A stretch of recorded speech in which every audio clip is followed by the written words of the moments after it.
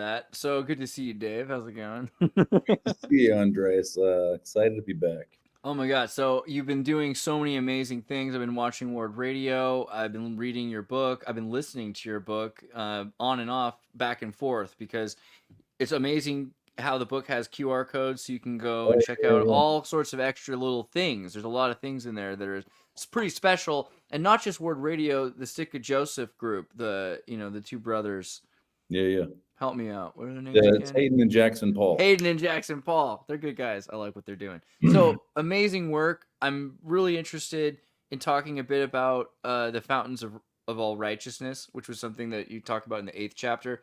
But we can talk about all sorts of things. Let me actually pull up the book so people can Yeah, know what I'm yeah, yeah. talking about. Language Yeah. of Adam. In the language of Adam, I have a copy here. Oh, let's solo you for a second. It's a really beautiful book and it's a nice hardcover. I really Yeah, like yeah. it.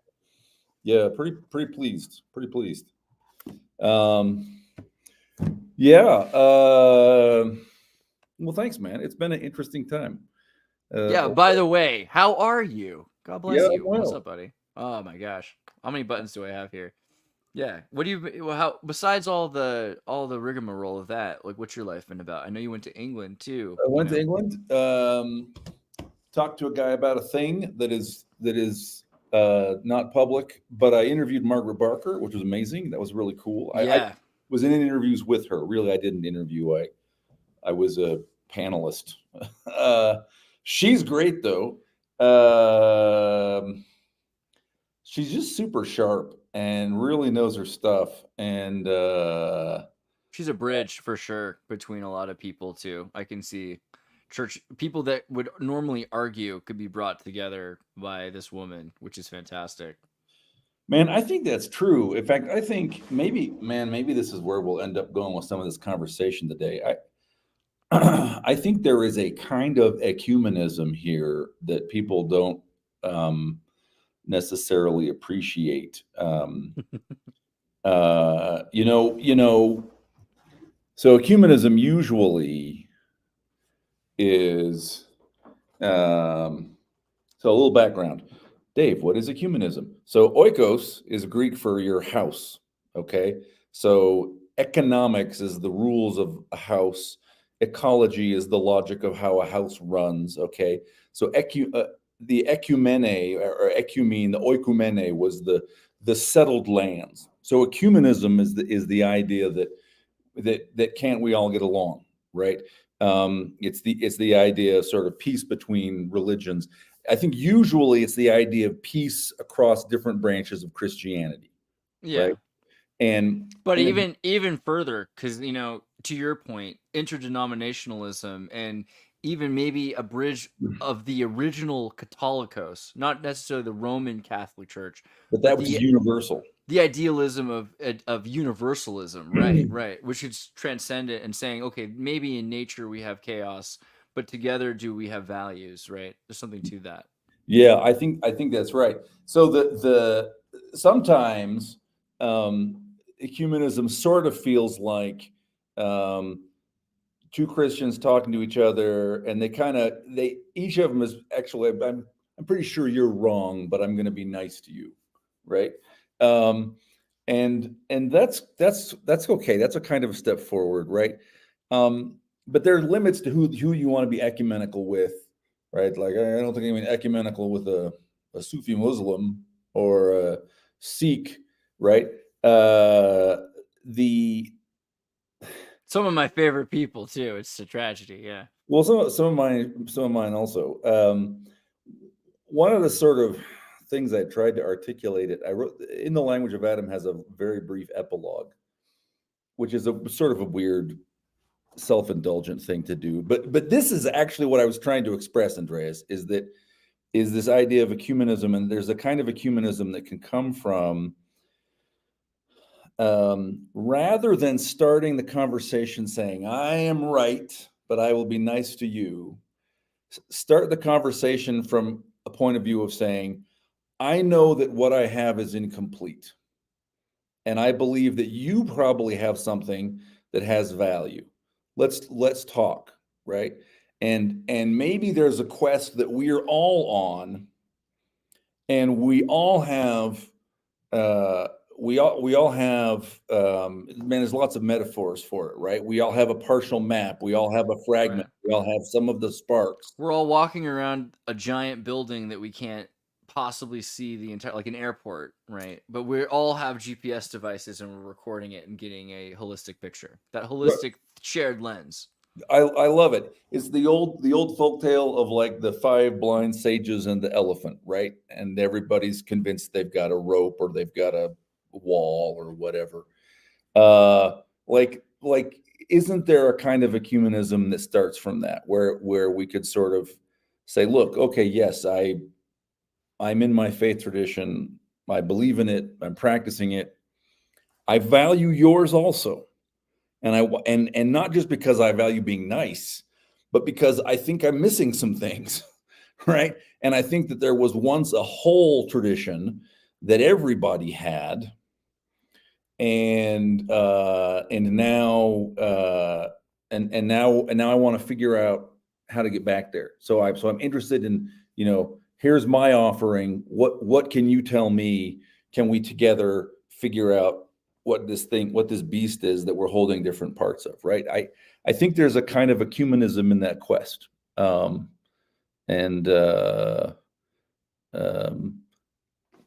It's pissing people off, actually. I mean, I don't have to say it like that, but I know that I thought one of the things I thought was really interesting, and granted I came into this through Kwaku, was that the Latter-day Saints were pretty open-minded to some pretty heretical beliefs, Sure. willing to just think about them. And by the way, heresy just means being willing to choose and having your own opinion, and having your own school. Very Jesus idea, by the way, having your own ability to choose. But the thoughtful saints recently, you're luckily like in the shadows of this conspiracy, completely safe. It's Jonah Barnes who's been lambasted recently. It doesn't even matter. Nice. He put out his book is really fantastic, by the way. Yeah. The Keystone as well. But they're saying because he's been bringing up context which goes adjacent or perpendicular to doctrine that people have believed, not just really Latter-day Saint doctrine, because that's not really the emphasis here, but Old Testament things, particularly now emphasis on the Deuteronomist versions of stories. Here's a book where you're showing different beliefs that Muslims have, like you said, Sufis, Gnostic Christians, there's apocryphal works. And I think this is a great chance to figure out, like, what do people believe about all these stories? But we're seeing people get really upset at that as well because they want to latch on to their interpretation and why what the lesson is of that story. I think that's the other thing, is it might be the same story with a completely different lesson, and that scares people. It's so interesting. That's funny. I did not know that there were objections to Jonah's position. Oh my God, it's adorable, isn't it? And my main point with them so far, which I think is decent, is maybe write a review first before a prejudice. But sure, we'll see how it goes. That's not really the way that these have gone. I'm pretty sure reviews will be more positive. But that's funny. Have they read the book, or they're subjecting? No, that's what I'm saying. They're doing these are prejudice mainly because they're like, I don't like the way he talked on that show. And so, granted, he said this thing about Abraham. So therefore, I mean, he mentioned another interpretation that was held by a different religion, right? The Muslims. So, I mean, how could he even bring that up? That's so disrespectful. And I think it's right to the point of how universal can we be in terms of understanding. This is a story told from different perspectives. This is a court trial, right? And there might be different purviews on which is true and what happened.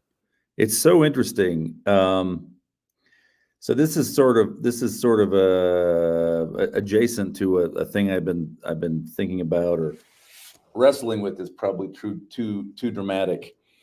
I have to kind of like walk down 2 different roads to the intersection here. So on the one hand, for some reason, in the last 6 weeks, every other person I talk to, for some reason, wants to talk to me about the choice that Eve made in the Garden of Eden, like again and again. I'm sorry, my bad. Yeah. So people email me, people that I'm already in contact with will just sort of tell me stuff or say I have like, for some reason, like the universe wants my attention to be on this. And Right. people have really big feelings. And people say, you know, hey, I believe in a fortunate fall, but, you know, Eve still sinned. She just, you know, it was just, fortunately, God's there to save us. In a better world, A lot of that is, but a lot of that's up to not even Book of Mormon. That's a lot of that is up to modern church interpretation, even brigamist interpretation, right? Like it's not necessarily in the Book of Mormon. Dude, totally. I mean, Hey, 2:25 says Adam fell that men might be. Right. Well, does that mean we would not exist unless he had fallen? I mean, that's what I thought. So, but it turns out there's lots. Other people think, hey, Eve deliberately chose the better commandment, or right, and so there are Mormons having this fight with each other, right? And people want me to like weigh in, and I don't want to weigh in. I'm like, I want to know what do you think? That's interesting. You have thought a lot about this. What's up, Shad? Do you have a thought on Eve and the? Yeah. Is my mic okay, or do I need to? Yeah, I can hear you. I can hear you. Okay. So this is more like speculative theory stuff that I've thought about. I think that the atonement is unique to our world, and I think that before our world, when it talks about as man is, God once was, I think that God sort of naturally evolved to the place he is. Like he progressed, whether it be through eternal lives, plural, over and over again, reincarnating or something. And that through the atonement, we don't have to go through that process, right? And that there was two plans. However, Satan was trying to sort of confound that plan, and by doing that, kind of got in the way of that original plan and made them go down the path as it was done on other worlds. But there's a weird poetic irony to this, because, and we talked about this earlier, Dave, the idea of free will versus enthusiasm. Actually, I think I was talking to Noel, my friend, earlier about this, but the difference between free will and enthusiasm, because we might have this idea of free will, which we associate with, okay, Christ is giving us this choice of free will, but really the alternative, which is talked about, this Luciferian plan, is just enthusiasm for order, right? And realistically, isn't that kind of what we're called to do anyway? Is to have enthusiasm for God's plan, not our own free will. So in a lot of ways, I don't see that distinction as strongly. Interesting. There might be a different distinction. Yeah. And there's definitely some other thoughts too. I after thinking about it a lot, I think that the Gnostics got a lot right, but they misinterpreted it. So I think that there was a literal Adam and Eve, right? That Michael was Adam, and that there was some sort of event that caused the fall. I also think it's temple liturgy, and I think it's symbolic of us, that we were once in God's presence, and we fell into this world. Think about that for a second. So we are Adam and Eve. We are fallen. We were once in the presence of God. And one thing that's gotten me thinking about this is at that convention I was at last week. They were talking about the birch bark scrolls or whatever, and they showed that snake symbol that it's on the serpent mound. It's eating that thing. And the description that was given is that is the devil that's Satan, who slithers around this world trying to eat souls and trap them down here. But that's also, right, Lucifer disguised in the shed skin of the seraph. So also kind of reminiscent of like this dragon order. I don't know what you want to call, Yeah. So, but sorry, Dave, you were trying to. Oh, go ahead. Sorry. So is that I think the Gnostics were more right about things than we give them credit for, and that they just misinterpreted certain things, such as that we are in hell, we're in the celestial kingdom, and maybe Satan wants to keep us trapped down. I mean, the Brigamist interpretation is very similar to that, to the Gnostic interpretation of the apocalypse of Adam. This idea that we are trying to escape this kind of trapped realm, right? In a sense, we're trapped in because we've fallen. I don't know. Sorry, Dave. I feel like you've been waiting to say it. No. So this is interesting. So that's kind of one road. Let me come down this other road and see where they intersect. Okay. So I've been reading this commentary in the Sermon on the Mount, which is really good. I read a short collection of essays by Hans Betz on the Sermon on the Mount. It was really good. So I went and I got his commentary on the Sermon on the Mount. Oh, just a little short commentary there. This is 650 pages on commentary on 3 chapters in Matthew. It's Okay. Les Miserables of Matthew. Okay, Yeah. got it. It's awesome. Now, he comes, this guy walks right up to the edge of saying many, many wonderful things. And then like, okay. So it's like, let me give you an example. He's talking about the Beatitudes. Okay. He says the Beatitudes' primary context, where they come from, is liturgy. And I'm like, yeah. And he says, obviously, this text is not liturgical. So readers are just reminded to remember the liturgy they've been in, which is baptism. And I just want to say, Hans, come on, you were right there. He gives all these examples. Where do Beatitudes come from? They come out of mystery religions. And he's like quoting Apuleius and Demeter, hymn to Demeter and all this stuff. And then he's like, well, this is not a liturgy. Anyway, right up the edge of a million amazing things. But his idea of what the text is I think provocative. Okay, he says it's the equivalent of a philosophical epitome, but it's a religious epitome. He says it's an epitome of Jesus' entire ministry, all of his teachings, meaning that it's a special kind of summary, and it's a summary that is not meant to tell you the teachings.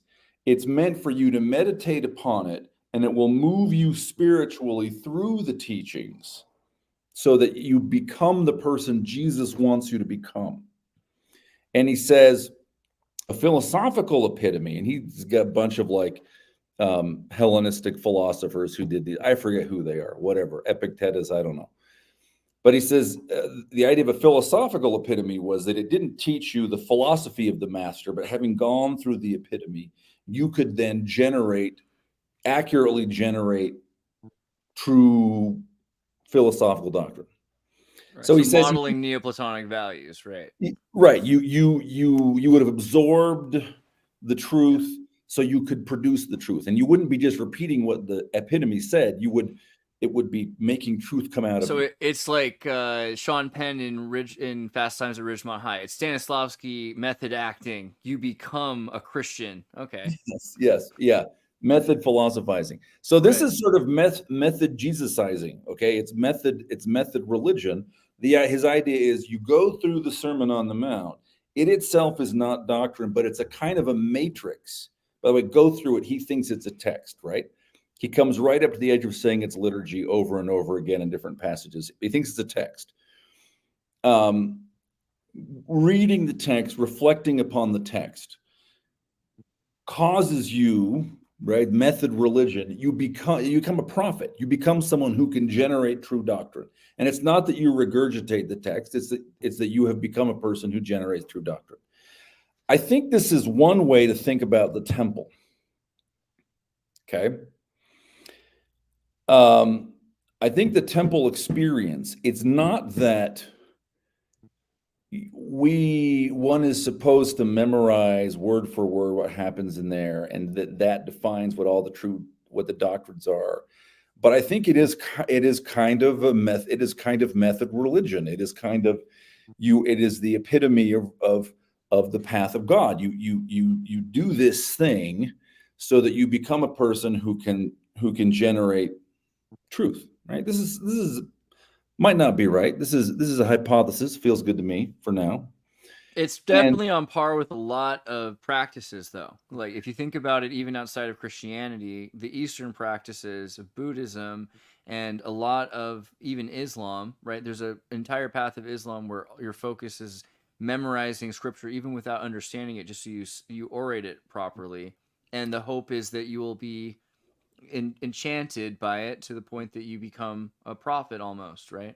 So, in fact, I think this might be the phrase, the spirit of prophecy in the Book of Mormon. What that might refer to is basically that is having gone through the experience, having internalized the experience, you become, this is the story of Micaiah ben Imlah in the Old Testament. What makes you a prophet? It's not that you see the future.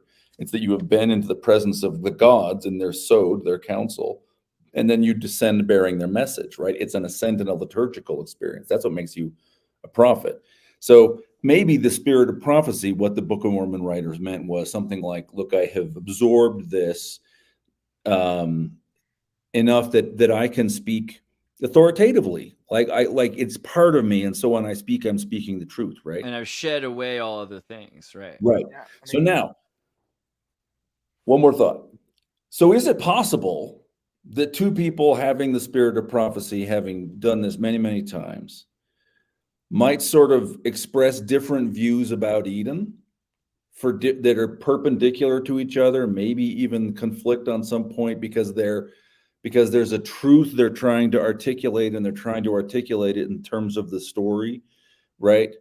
I think that's possible, right? Like I think maybe it's pointless to argue too much Eden interpretations, right? Because A, like, we don't have CCTV footage, but B, maybe the point is not what actually happened in Eden 6,000 years ago on a Wednesday.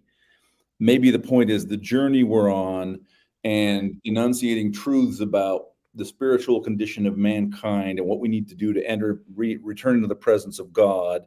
And if I tell a slightly different story from Chad, but we're both prophets, okay, Right. we both achieved this spiritual power, and we're trying to get people to the same place. Maybe it doesn't matter that much if we have slight differences about the fortunate fall.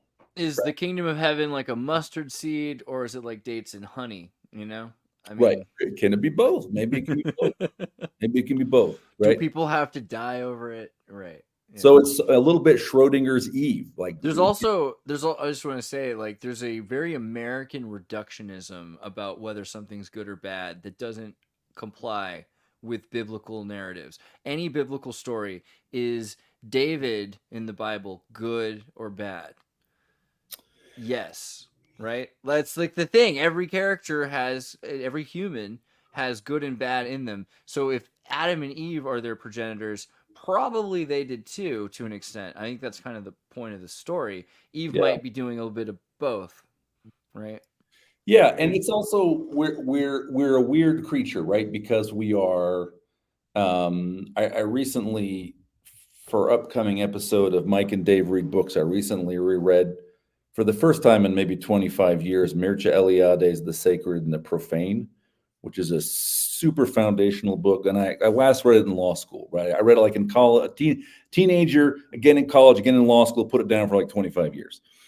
But this is like, if you find this book in your parents' house, they were cool. Did you know that? And also you should steal it and go read it. Yeah. So right that's something else. That's funny. Oh, this is the wrong one. Oh my God, the second Bath. This is the second Mary of Bath. That's a thriller. Oh my God. Eliade, ELIA. Yeah, that'll get you there. That's it. That's it right there. The one with the fire walking images. Yeah. That's the edition I gave away. When I like a book, I tend to give it away. So I have in fact given away my copy. That's the hell of being me, is I give away the books I like most. So I recently bought a new copy and read it. So, but here's the thing, right? The LDS temple understanding and practice is deeply archaic in outlook, in ways described by Eliade. Okay, so what is the nature of the sacred? The sacred is that which is most real. What causes a place to be sacred? Well, if God acts in a place, that makes it sacred. And if he doesn't do that, we need a sacred place, we provoke him to act and make the place sacred. A sacred place is, among other things, where there is a hole into the heavens. So you can ascend into the heavens in a sacred place. How do you do that? Well, you do that by going into the sacred place, which is also in sacred time. Sacred time is different from regular time. Time is a line, right? Like profane time is just a line. You can't go back. You can't recover it. You can barely remember it. Okay. Sacred time never changes. It's a loop, or it's static. It's illud tempus, that time. The downside of Eliade is you got to know a little German and a little Latin to read it, but only a handful of words. So in the sacred place, we go back in illo tempore, into that time, into the sacred time. What sacred time? The creation. We go back to the sacred, the time when the earth was created, when the first woman and man were created. Why? Well, that's when things are the newest, they're the most powerful, and they are healed. They are unwounded by time. And so we go back and we do the things that the first women and the first men did to remake ourselves as new people. We are healed not by having our wounds, bandaged, but by being remade new, uninjured. And we do that by going into the presence of God, by going into the sacred place and doing the things that the first ancestors did in the sacred time. Okay. Now, all of that is like just straight up, I'm just quoting Mircea Eliade, The Sacred and the Profane, Romanian, I think Catholic. His doctrinal essay was on yoga. He wrote one of the still standard books on shamanism. This is a scholar of comparative religion and the history of religions, right? Not a Mormon. But if you are LDS and are familiar with the endowment and you hear me describe that, you're going, oh yeah, oh yeah. So there is this weird thing, right, about us Mormons, which is we have this, even if you think Joseph totally made it up, okay, fine. I don't think that, but some people might. Fine. Peace, right? I don't want to fight with you. Attitudinally, it is undeniably archaic. We do the things that the ancients did. We go to the sacred place where there's a hole in the sky, and we reenact the deeds of the first ancestors to become whole ourselves and to enter into the presence of the gods. Like that is it. It's a weird coincidence, you got to admit. It is a weird coincidence Joseph figured this stuff out. But also it's a real weird fit for post-Enlightenment 21st century Western industrial society, right? Yeah. It is. And so I think that's where some of the dissonance comes from.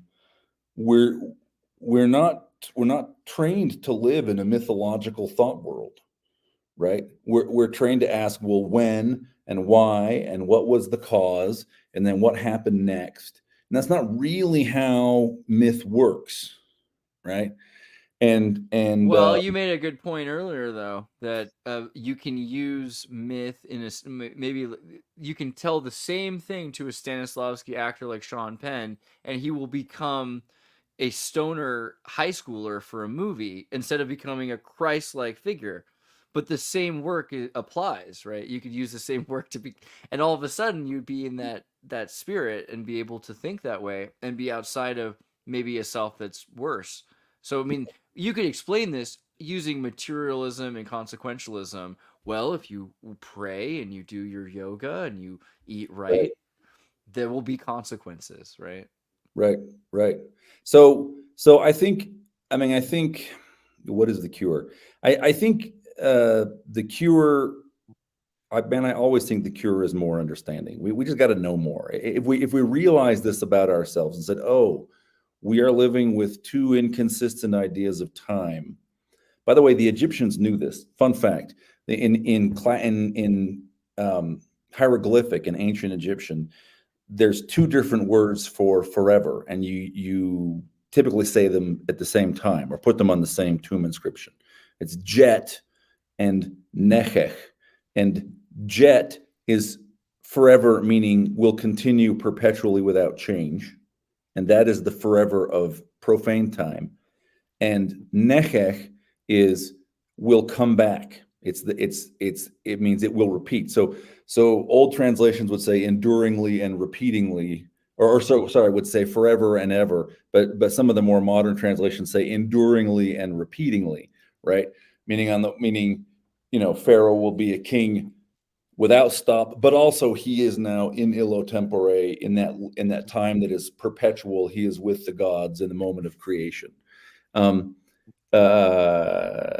Yeah, I would just like us to sort of teach our young people better to what to expect and kind of what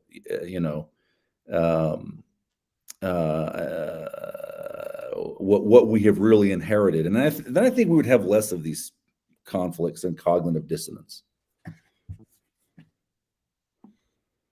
Chad, you have thoughts? Yeah, I mean, I definitely think, for one, people don't really understand the endowments at all, and then that's why you always hear about some Utah girl that got freaked out by the endowment and left the church because she thought she was in a cult. Um, but it's very clearly meant to be a teaching experience, right? Like I'm pretty sure it's okay to say this because it's in the book of Moses too. But Adam says, "I will see God again in the flesh," right? So it's very clearly teaching how to have that brother of Jared experience, and I think it's about things in the temple are meant to trigger that, right? Like anciently, the Ark of the Covenant, the Tree of Life, it was meant to trigger these sort of visions where Isaiah would see the Lord sitting on Yeah. his throne. If anything, I think one of the issues is in, like you said, like in the West, we have stigmatized spirituality or ritual to this weird degree where it's so easy to imagine going to, I don't know, a nightclub or a bar or any of these other kinds of things. It's completely natural, but it's not as natural to spend time with each other towards a purpose of betterment of yourself and of your community. That almost seems weird. Dressing up like each other, even just alone, doesn't matter what it is, can be construed as nationalism or gang. Like it's strange. And the show earlier we were talking about baptism because in the East they have traditions of washing away karma and kind of a connection to God as well. But we've made it this very unusual and unique experience. Either you have a little water splash when you as a baby, or you choose to do it when you're a bit older. But it's like a one-time thing, sort of the way bathing was a one-time thing for a lot of medieval Europeans. In the East, the Hindus baptize 3 times a day, right? And so I think that it's even just as a metaphor for how much more common it is to have ritual, and the practice of that is cleaning yourself too. So there's a practical reason why you would baptize, but it's a spiritual washing, and this is something completely natural. I think we're missing that in the West so much that I do have something on that where I've thought about this some. I think that at least our view of baptism is very heavily influenced by sort of the Catholic view, right? Where if right. you where as our church has moved on, in a lot of ways we've kind of caved to pressure from secular Christianity. Where if you look back, there were people getting baptized multiple times at the beginning of the church. I know Brigham Young was doing stuff like that. And then you have Alma. He was very clearly baptized when he was one of the priests of King Noah. And what does he do? He goes and baptizes himself again, which is kind of a weird thought that you can baptize yourself, right? Like we've never seen anything like that. Well, who And baptized John, right? Because Jesus was baptized by John, but we don't know that John was baptized by others necessarily, right? It's It not, is the background of that is mysterious. Yeah. I think John was one of the Essenes. After talking to it with a few people, I think that's sort of where Jesus's culture came from, was Might like be. the Essenes, and we do see them having that sort of practice. And we also know there was baptism before.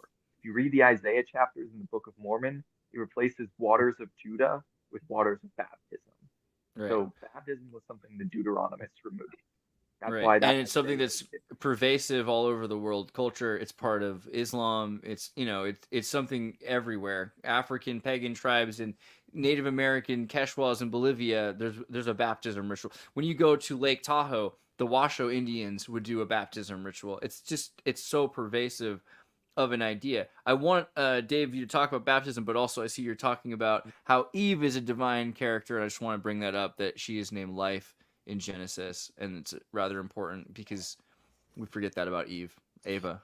Yeah, there and someone else was saying in Sumerian traditions, the Eve figure seems to be the one forbidding the eating of the fruit, and is specifically one of the. Thanks, Rad Dad. Boom. It is rad. It's true. It is true. I've seen Rad Dad here before.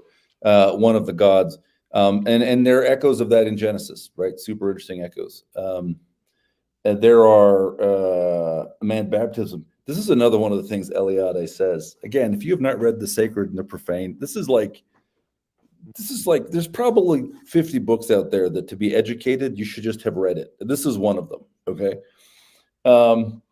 He's talking about baptismal fonts, and he said, and he connects them with the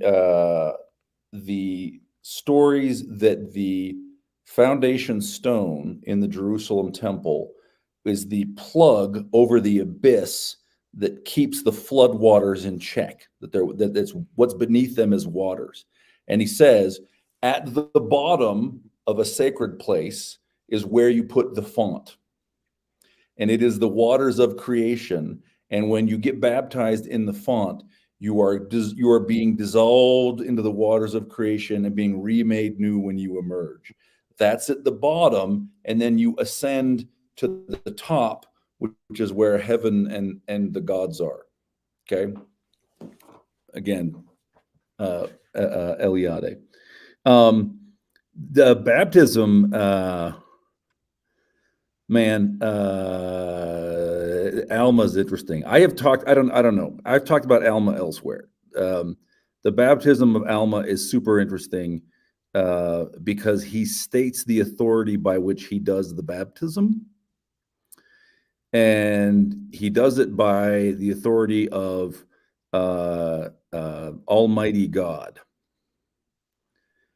And I don't know. Let me summarize. People want to like talk about it in more detail. We can go into it, okay? But to summarize, there are all kinds of markers early in his career, but there are also some later in his son's career that connect Alma with the divine feminine. Okay? He shows up in Mosiah 17. The first time we hear his name, I think it's verse 1, his name is Alma. Okay? Then right away, I think it's in verse 2 and then again verse 4, the narrator, who I think we have to presume is Mormon at this point, puns on the name and says he was a young man. Well, a young man is an Elam. And then it says he concealed himself. Well, to conceal is Alam. So it's punning on the name Alma. He's an Elam, he alams himself. He alam or something. So why does that matter? Well, we know how Alma is spelled then, because we know the words Mormon is using to pun on it. Okay. And so we know that his name is spelled Ein Lamed Mem, which is the same letters that make up the word Alma, the virgin, the young woman of Isaiah chapter 7. So Alma's name is the virgin. Okay. His name is the virgin. Now, to be fair, I know some Filipino girls named Miguela, which is, for Michael. And I'm sure this could happen that you got named after your mother or something. But how far do you take it? Do you take that to an even further place? Well, there's a real, okay, so there's like, okay, so the nutball speculation beyond the speculation I'm going to go to. Great preface, by the way. Man, what if Alma is actually a woman, and that's something we're not being shown? I don't Ozma and some theosophic stuff. Okay, all right. But like, if I met these people, like, you get to die. Who do you meet? I go to meet Alma. It turns out Alma's was secretly a woman. I would be like, oh man, fist bump. Right. Okay. Yeah, fair enough. I don't think Alma's a dude. I think he's a dude. Yeah. But his name is connects him to Alma, the virgin of Isaiah 7. Maybe a matriarch of some kind. Yeah. Well, yeah. So that connects to connotations of youth, of secrecy, and of eternity, olam. Okay, and specifically to the name, to the word, the name virgin, which Nephi in 1 Nephi 11 shows us is a name that he understands for the divine person who's also represented by the tree of life. And in 1 Nephi 11, Nephi also connects that personage with water. 1 Nephi 11:25. I think it even says the fountain of pure water is the same thing as the tree of life. They are both the love of God. What's John Wayne's real name again? Marion. Marion Morrison, like Jim Morrison. Yeah. But Marion's good enough. Just the fact that John Wayne's name is Marion, I think Alma can have a chick's name, and it's okay. Alma can survive a chick's name. So the virgin is associated. So Alma's name, the virgin. The virgin is associated with water and with sacred tree. Okay. So when Alma's introduced, we get some punning on his name by Mormons so that we know his name means the virgin. Then he goes to baptize in the waters of Mormon, Mosiah 18 verse 5-ish. says it was a fountain of pure water with a thicket of small trees. Okay, so we have the water and the trees, and he's named Virgin. Okay, now that's like sort of one line. There's a second line that connects through here. Oh, that's killing me. Oh, it's so good. Alma mater. Oh, mater for Latin and for mother. I'm sorry. That's too good. It is a good pun. It's a coincidence. Almus is an adjective which means nourishing in Latin, right? Right. It's But also connected to Alma, which has a relation to good, right? So goodness. Yeah, but it's a good one. So there's another line that runs into here though, okay, which is one of the names of God in the Old Testament that is very likely to have originally meant a female figure, is the name Shaddai. There's a lot of evidence to look at, but fundamentally, let me just point out two things, okay? One, the word shad is a woman's breast, and so Shaddai, Shaddaim in Hebrew means two breasts, and Shaddai can mean the breasted one. So El Shaddai or Shaddai, it appears both as El Shaddai and Shaddai alone in the Old Testament, seems to mean the breasted God. Which, by the way, if you look at Genesis 49, verse 25, the blessing of Joseph, Jacob is blessing all of his sons, and he blesses Joseph, and he says, El Shaddai will give you the blessings of breasts and womb. Okay.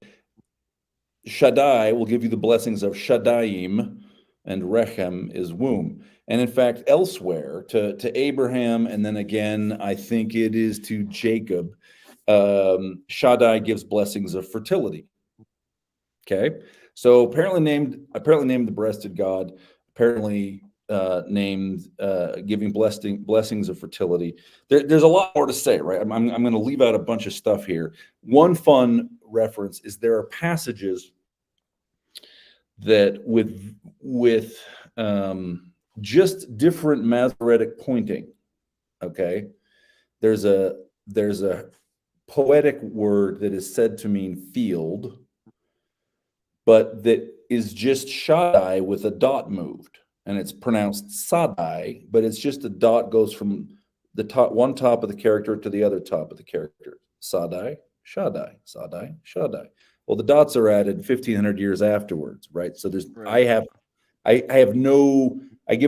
accord them little to no authority.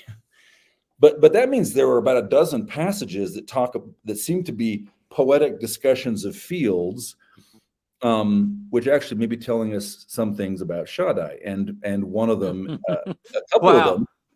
I'm gonna have to reread all of Psalms. Oh my gosh. Yeah, well, a couple of them. So Isaiah 56:9 is one of them, but there's also one in Lamentations. There are a couple of verses that talk about the beasts of Shaddai having beasts. And beasts are hayot, living things. And by the way, this connects to Eve because Eve is called Eve, Hava, or Zoe in the Greek, because she is the mother of all the living things. She's the mother of every high. And by the way, in Ezekiel 1, the living things, the hayot, are the cherubim, and they make up the throne. So it seems that Shaddai is a name for a divine female figure, the mother. The cherubim are hers, but they also make up the throne, which is also her. Because Isis, you go back and look at the Egyptian iconography, the mother of the pharaoh is Isis.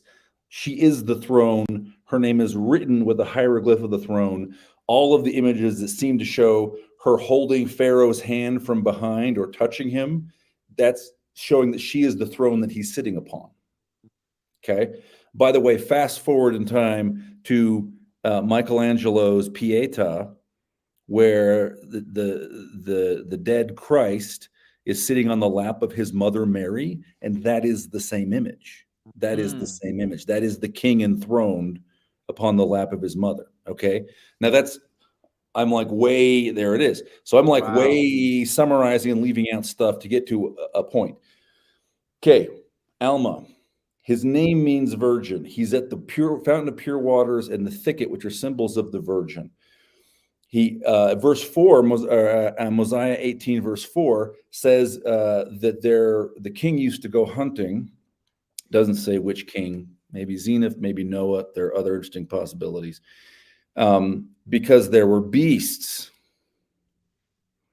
So this is a place of the virgin because it's got the water in the thickets. It's a place of Shaddai because it's got the beasts. Now, how is Shaddai translated in the King James Bible? It is always Almighty. And in the King James Old Testament, Almighty is always Shaddai. Underneath Shaddai in the Hebrew, or underneath Almighty in the Hebrew is always Shaddai. Okay? Now, what does Alma say when he goes to baptize Helam? We're talking baptism, right? This is my point. There are some weird things about it's starting to sound like Shaddai is like when God gets angry and yells your middle name. It's like when you hear the Almighty God, you know which dad is coming, which kind of dad is coming. Yeah, I don't think it's dad though. I think it's mom. Its mom is a lot more angry because she throws that sandal like a. It's the you ever have a? God.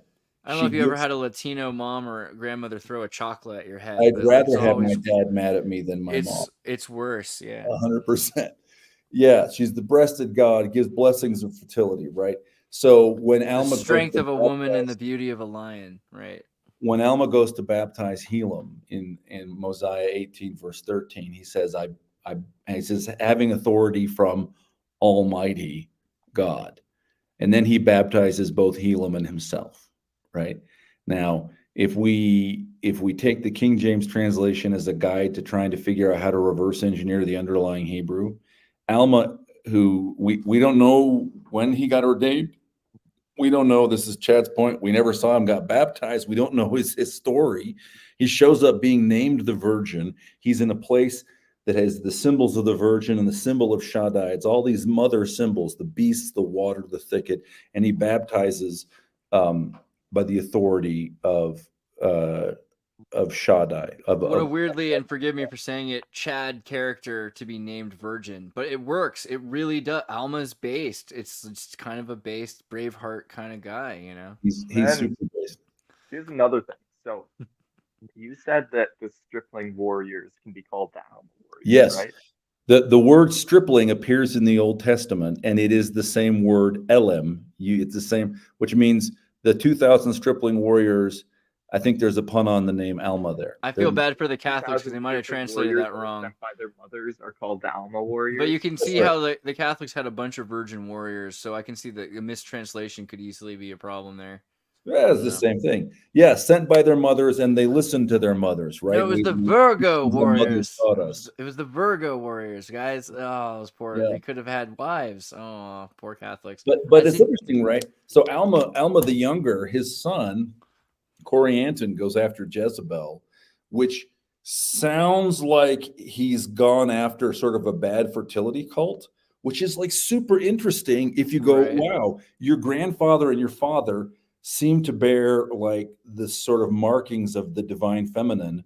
Weird, but right? You, Corianton, are this case study in, but it can go wrong, right? Like the divine feminine can be taken. Yeah, apple of discord. Orgiastic sex cults, whatever the kinds of stuff, right? Hail Eris, right? Yeah. So anyway, so I think there's a lot of interesting stuff about Alma that we maybe are just beginning to see. That's fascinating. It's really interesting. I mean, we're trying to be careful here because there's a difference between information and knowledge and a difference between data and knowledge, but we love to know all of these different perspectives. And it does seem like there's a feminine tradition or a belief in the feminine aspects of God all over the world, all over these cultures, which is weirdly hidden, weirdly esoteric, if not hidden, right? Obscured. And not just that, it's kind of the way you propagandize something. We don't know that much about it, but what we do know is it's hypersexual, bad for kids, and you shouldn't look into it because it could cause discord in your family. That's what happens when you look into the feminine aspect of God. Again, with the whole reductionist thing, it seems like we're missing a lot if we say that. We're just not allowed to ever think about it again. I think that this interpretation is definitely correct. Here's the question. So we know that with Jubilees, the angels were born first in Genesis originally, right? And we don't know exactly what the version of Genesis we have now. Do you think that there, in the original, there could be something about the beasts, and I don't mean like the animals, but like the cherubim being born before Adam and Eve? Yeah, this is a point that anciently was extremely controversial. So this is a point that comes up in the Sefer Bahir. On the one hand, there is a passage that says, I think we've maybe talked about this. There's an old interpretation that says Elohim is not the subject in Genesis 1:1, it is the object. And so the way Genesis 1, this is an ancient Hebrew mystical book, the Sefer Bahir, the book of illumination. And so Genesis 1:1 should mean in the beginning, he created gods or divine beings and the heaven and the earth, right? Which is who's he? He is the Ein Sof. He's the Ein Sof, the eternal, the beyond our ken. So on the one hand, there's that, which does sound like, well, at the beginning, there are angels who were produced. And on the other hand, there's a sort of rabbinical style debate in sort of several voices that's in the Sefer Bahir that says, when were angels produced? And one answer is, oh, well, with the celestial bodies. And another, day, whatever that is. And another one says, oh, with the flying things, day 5 or whatever.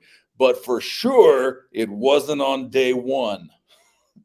Because the sort of heresy that these Jewish teachers are trying to avoid, which is in other texts. So the Song of the Three Children is in the Apocrypha, right? It's in the Deuterocanon. It's a poem sung by Shadrach, Meshach, and Abednego as they are not burning to death in the furnace. Ha ha ha. Okay, and that's off the top of my head. That's one that mentions that there were angels created on day 1. And the fear is that would give rise to the heresy that God didn't create the universe alone.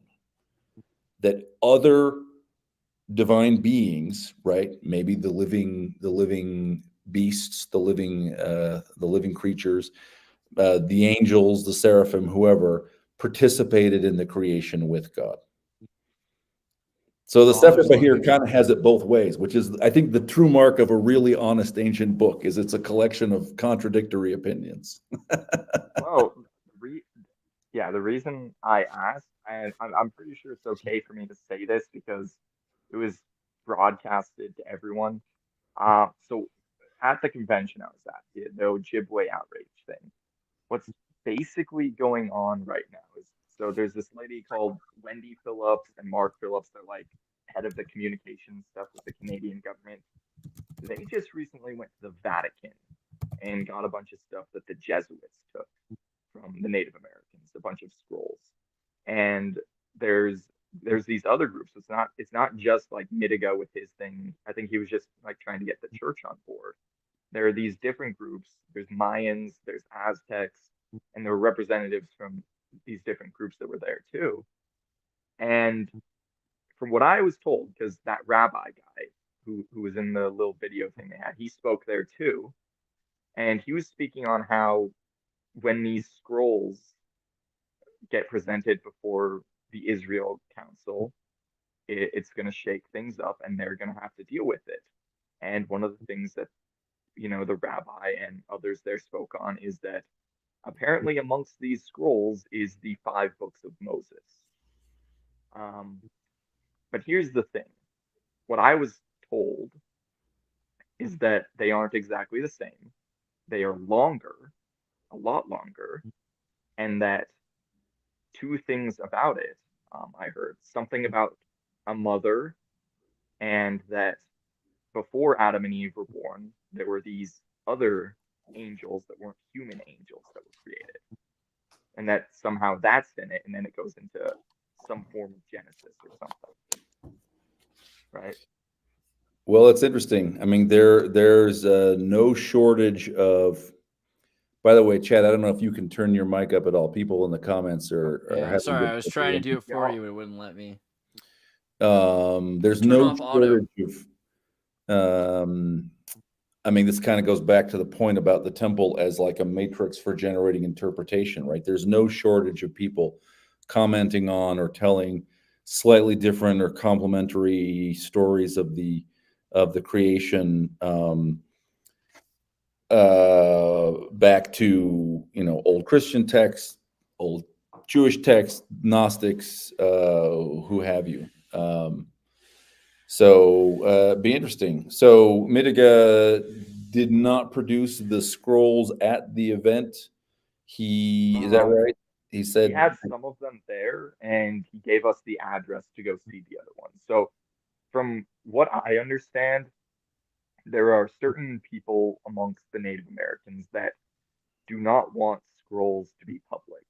mm, And I've seen them like accusing, oh, Mitiga, he stole the scrolls or something. Um, I've seen but some of those accusations online. Yeah.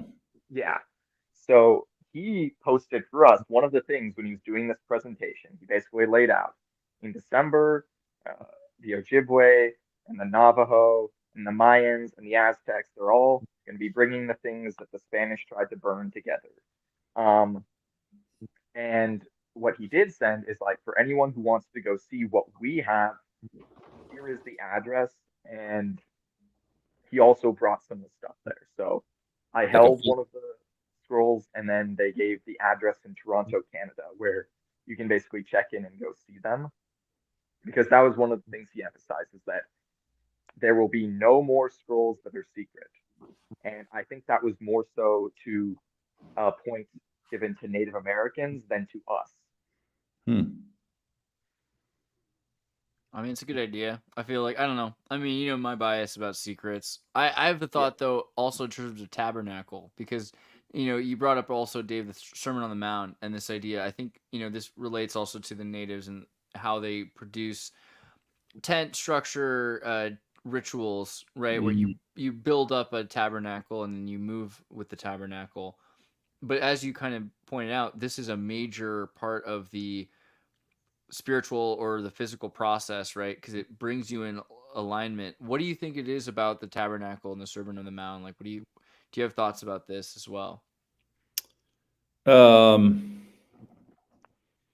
Yeah, like the tabernacle specifically, or like the tabernacle / temple. All of it. I think the thing that's interesting to me about we can get into the temple, but just also without the temple, the rites that have to be passed on and what is and is not allowed to be practiced, and why they have to do it, and what relates to modern, the modern temple practices even. It's interesting. We if you break down if you subscribe to the documentary hypothesis and you think that the Old Testament is kind of worked together from several major sources, okay, this is D, E, J, and P. Okay, these are like the four big sources. E and J are national epics. They don't know what's going on inside the temple. They're telling sort of historical stories and adventures of the patriarchs. And Okay. this goes back to how far are we going? Are we going to Moses or do we go further? Like how do Well, we do this? so maybe we summarize the documentary hypothesis. Okay, this is an idea that comes out in like the 1700s. A couple of three different thinkers. I think Baruch Spinoza is one of them. The Jewish Dutch philosopher is one of them, who sort of proposed that there are multiple sources have been combined to make the Torah in particular. Good guy Spinoza, we like to call him. A good guy Spinoza. Was there a bad guy Spinoza? No, but they thought Okay. so. They definitely You know, did. on the topic of the temple, I want to hear your guys' thoughts on this. I think we should stop calling the temple saving ordinances. I think it's like it's an endowment of power and it's teaching us and it's giving us spiritual power. But I don't think it's the same as like baptism. What Well, are your guys' I think that well, let's answer that later. I think that will play into what we're saying here, actually, as far as I can tell from where Dave's going. Yeah, I think I like that. It's an exalting ordinance, not a saving ordinance. exactly? I We just didn't come thought here of to be somebody rescued. literally replied to me something about that on some comment section. It popped up on my screen. Yeah. Right. Well, at the risk of thoughtful Mormons getting mad at me. So here's the idea of the documentary hypothesis. So basically by about 1800, so these few idiosyncratic individuals in the 1700s bring it up. About 1800, it starts getting taken seriously. Like, it takes decades for people to sort of go, maybe they have a point. What is the basic point? The basic point is that a lot of things that are recounted as history in the Torah are recounted twice. Once by Abraham, once by Isaac. Or the flood is a great example. The flood story, the whole flood story reads like two completely different stories have been stitched together. Okay. And the two stories have different ideas about how long the flood was, and use different names of God, and had different beginnings and promises at the end, had a different bird that was sent out, had a different idea about numbers. Read Genesis 6-9 carefully and answer this question. How many animals did Noah take into the ark? Well, at one point it says 2 of every animal. Another point it says 2 of every unclean animal, but 7 pairs of the clean animals, right? Now that's a disagreement. We have 2 different stories, and rather than telling them back to back, they're stitched together like this, so we don't see it.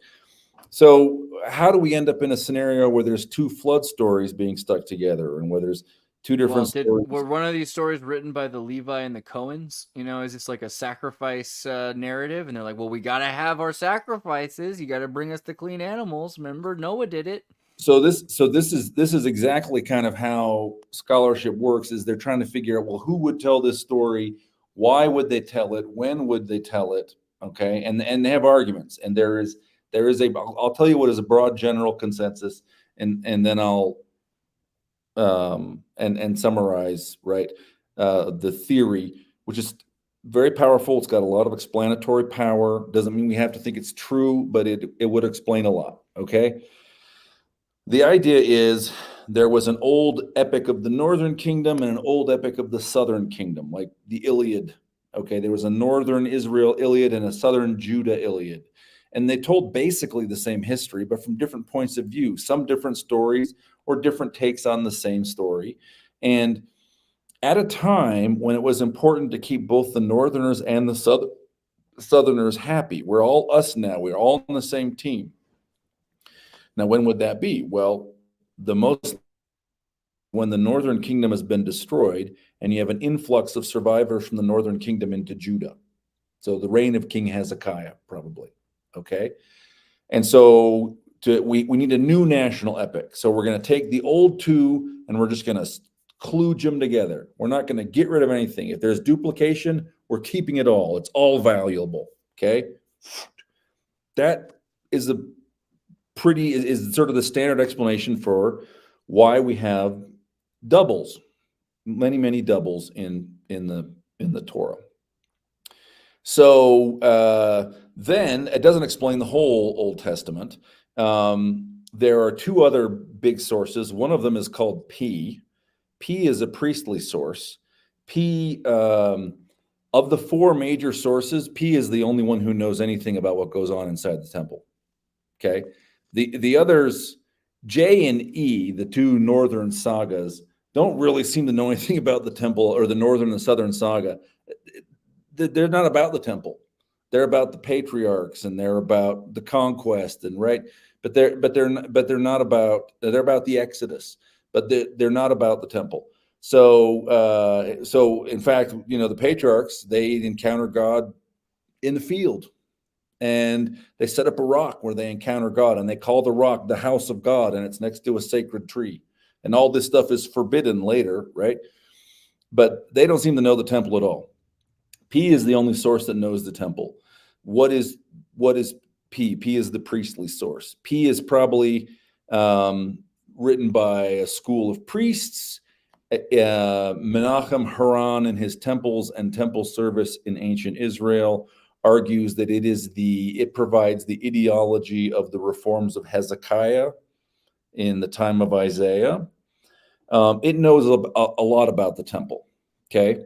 It's like the whole book of Leviticus basically is P.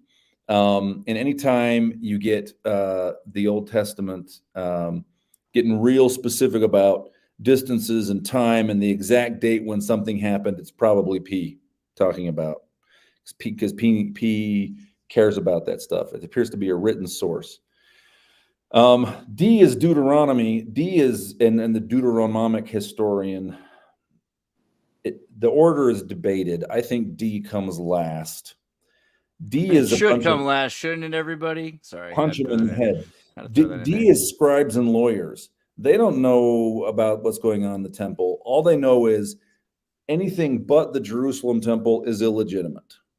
Okay, but they don't know what happens inside it. They never. That's say. really interesting. I'm Yeah. sorry. Like, if you think about it just from the perspective of modern Judaism and even Christianity, even through Yeah. Catholicism and how even Lutheranism, I mean, Lutheranism is affected by this Cohenite perspective on Judaism, which is something very important because it wasn't always there. And it's literally, when we think of Judaism today, we think of it as a very legalistic religion, right? Because of that. Yeah. So the Deuteronomists probably basically invent the synagogue.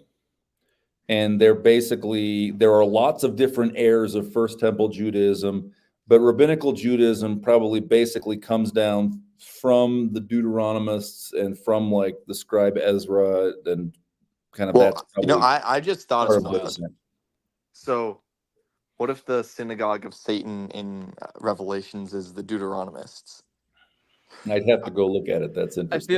feel like 'Cause it's it probably a talks lot of about- people, though. That's the thing. I think it could be any group of people or any individualistic Well, it says expression. in Revelations, it says that there's a group of people who they claim that they're Jews, but they worship in the synagogue of Satan.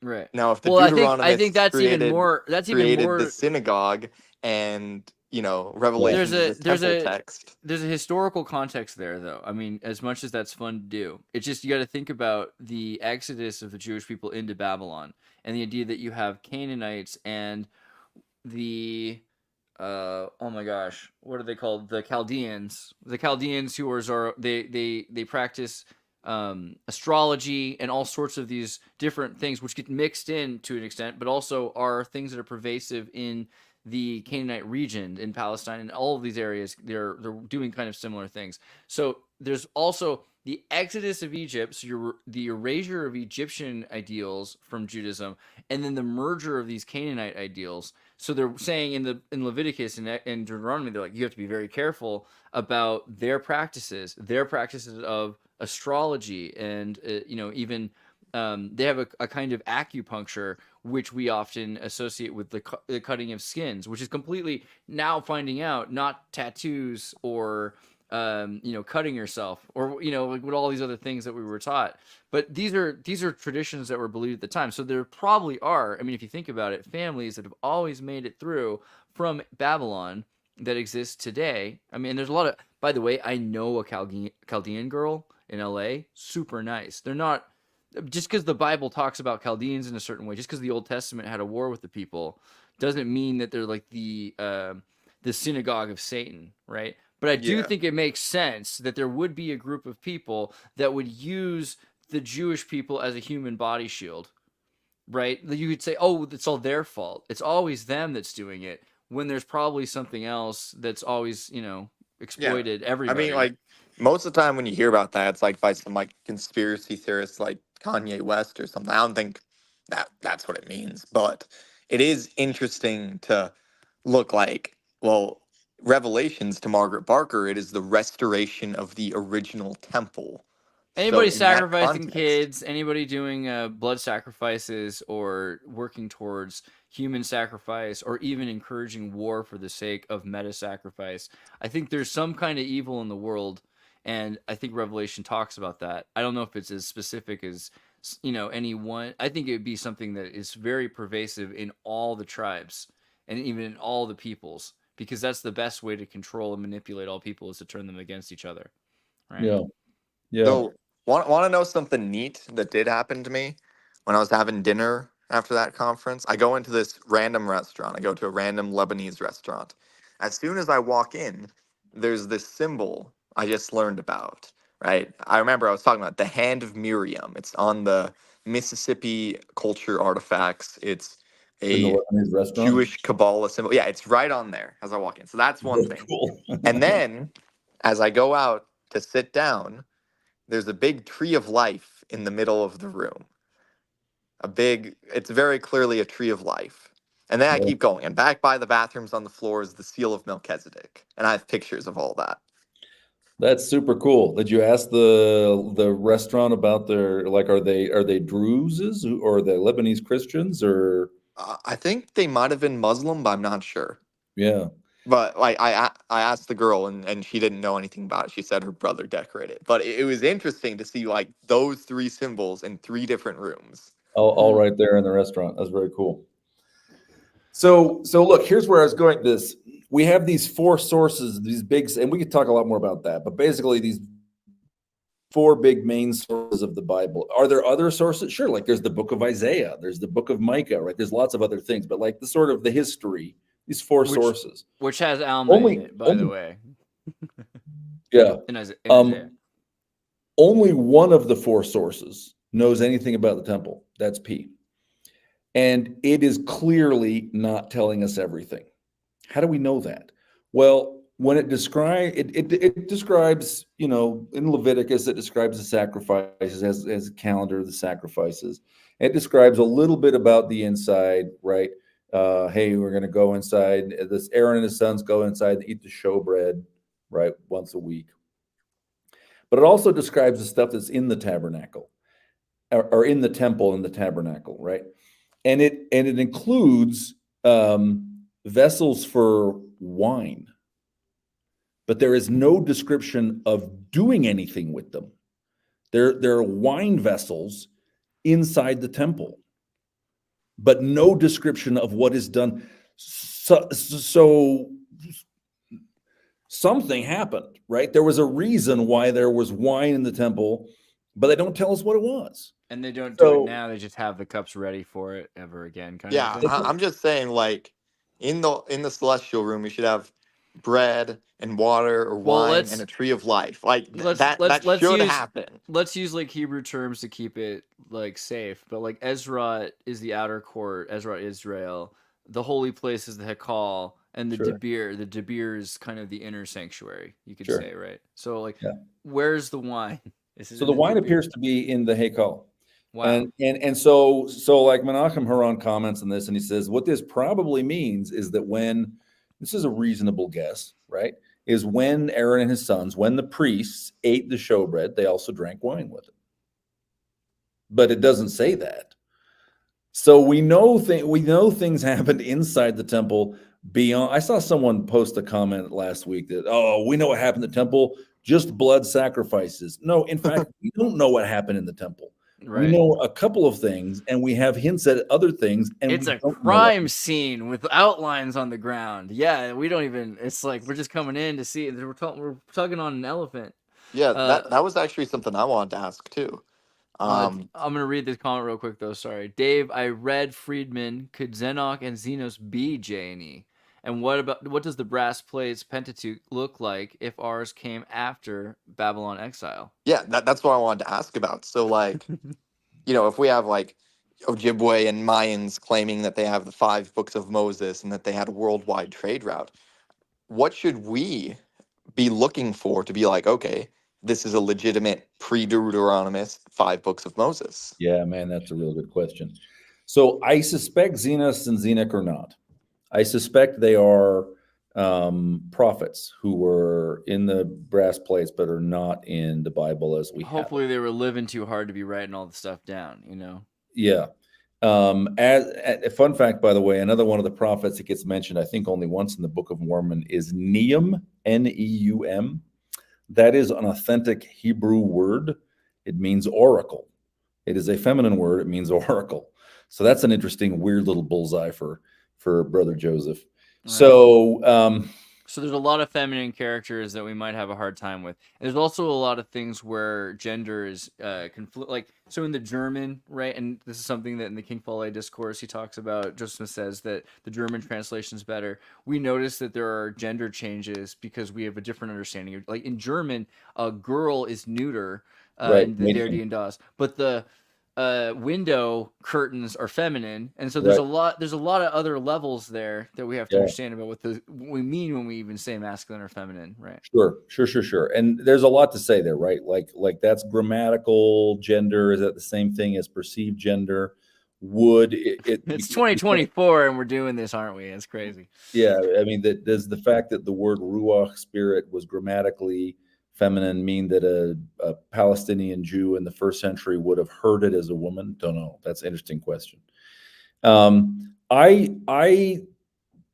the theory of the documentary hypothesis is that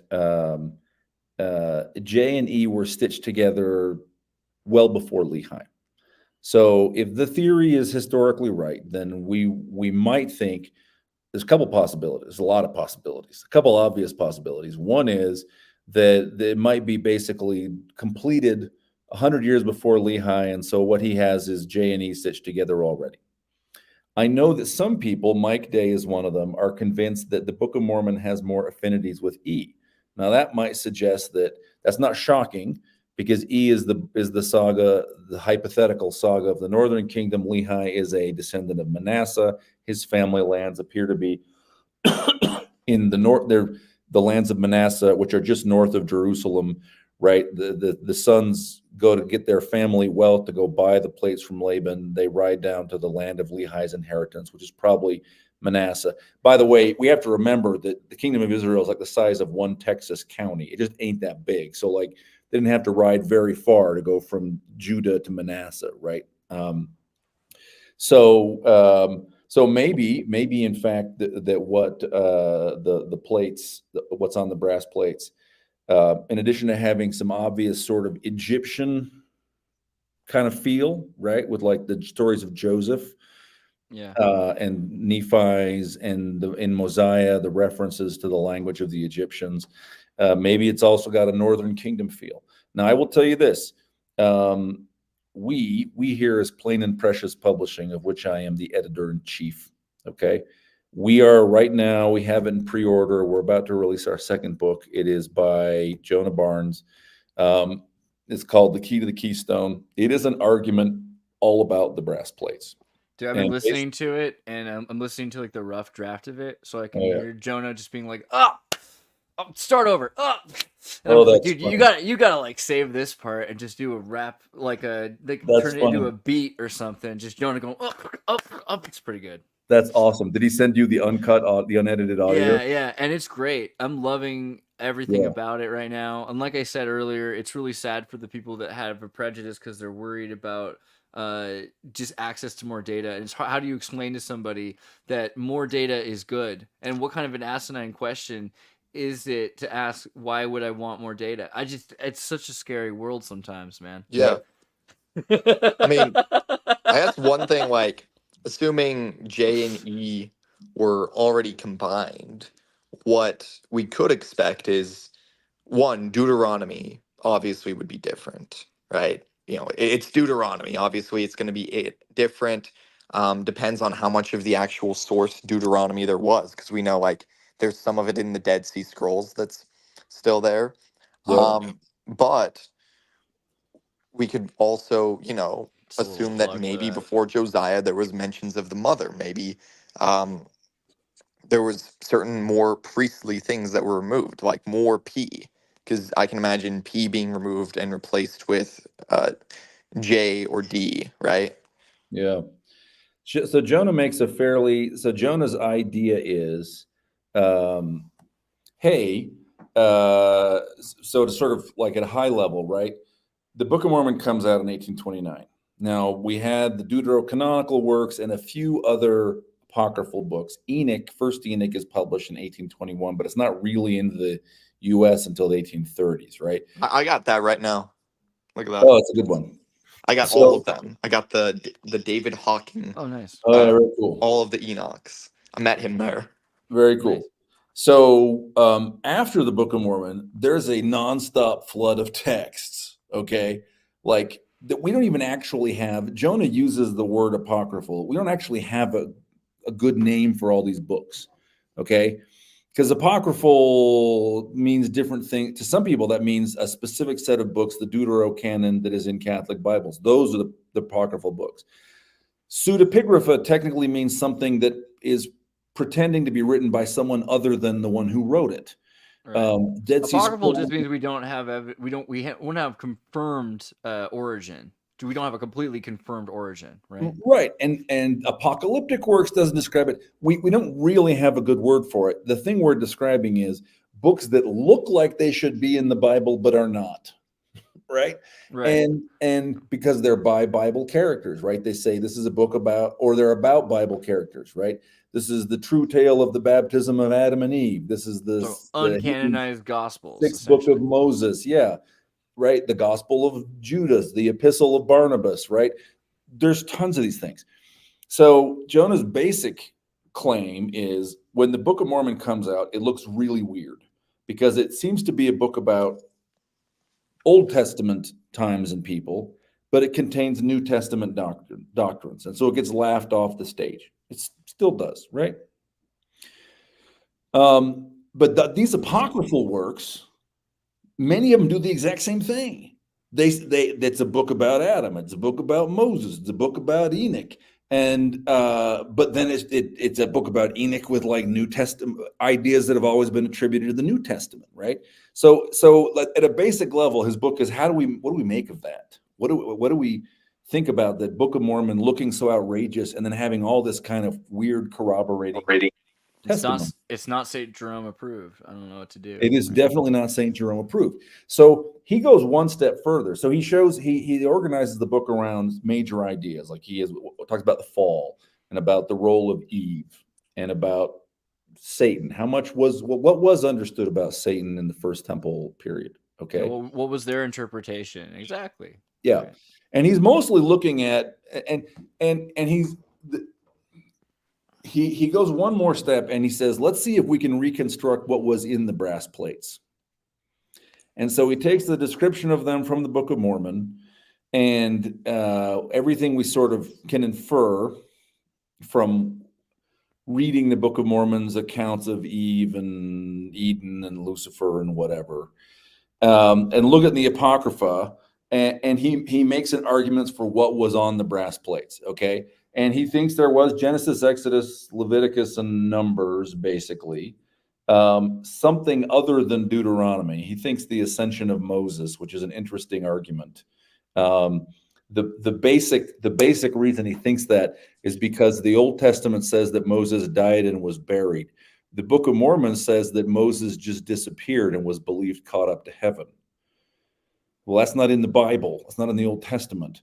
So, but it does seem to be in a book called The Assumption of Moses. So he makes an argument about that. Anyway, let's take a look at Jonah's argument. It's an interesting one. It's an argument. He doesn't have to be right. He's looking at the data, right? Here's what he thinks are on the brass plates. I would almost say like one of his almost the only non-scholarly bias is that he asserts the Book of Mormon is true, right? But that is a reasonable assertion to make with the points that he's trying to correlate, which are that these things are just in such startling parity with ancient practices that there's a disconnect between. So for whatever reason that they're repeating now things that existed in the past, it's fascinating, and it's something that I think if you're interested in that sort of thing, you'd be like, wow, that's cool that these people did the same thing. And granted, there will be other reasons. There will be other ways that people practice things. We're not saying everything is perfectly preserved, right? Of course, there will be human error. I think that's a thing. I don't remember if we talked about Novu Atlantis, right? But I always think of this. Sir Francis Bacon had this sort of secret work that was slipped into Silvum Sovnarum, his book on herbology, and it's all about someone who comes to the New World, to the Americas, and discovers a Christian society that has a more complete Bible and has been living in a more perfect Christian society than them, right? Not commonly published or anything, but So it's something us that's basically. It's the Protestants encountering us. well, I mean, I think there was a very Rosicrucian aspect to Bacon for sure. Oh, and want to hear something crazy? Um, I have someone who can come on and talk way more about it. So he was on with the Divine Council episode. He was the Anglican guy who was like, yeah, I'm convinced Joseph Smith was getting some sort of prophetic revelation because he recreated the first temple and Kabbalah and stuff with no knowledge. He said that the Rosicrucians were looking for the lost book of M. Huh. So that's a cool connection. And there's something else. So a friend of mine, he was telling me, so he's Catholic and he's sort of been, I guess, investigating the church, but he doesn't want to get baptized because he thinks everyone's a cringe Protestant pretty much in the church. But he has a friend who was an Orthodox monk, like up in the mountains and stuff. And apparently the Orthodox have scriptures that are not public, that are more mystical. And I don't know Right. what that means, but that's one reason why that guy left, There's apparently, was actually because they were keeping that stuff secret, like more esoteric things. And he's like, oh yeah, there's like Orthodox monks who will claim that Jesus Christ appeared to them and stuff. totally, So, yeah, and actually in California, there's a large Russo Orthodox Old Ways community in the Santa Cruz Mountains. There's a lot of this area, right? is The that bases is that near where the place where the Saint Jerome or whatever the guy's name is, the immortal guy appeared? Not Saint Jerome. What, you know what I'm talking about? Saint Seraphim? Saint No, Seraph? like he appears throughout history and he's like The immortal. Saint Germain. Oh, Saint Germain. Yes, Saint Germain. Yeah, Dude, this I'm is- totally convinced that that's John. 100%. Like, funny. oh yeah, this mountain Saint Germain appeared to a bunch of Native Americans and told them stuff, and the Native Americans had to lock that mountain away. It's like, okay, that had to be John, or like one of the three Nephites or something. So, by the way, a quick Google search does turn up that the Rosicrucians.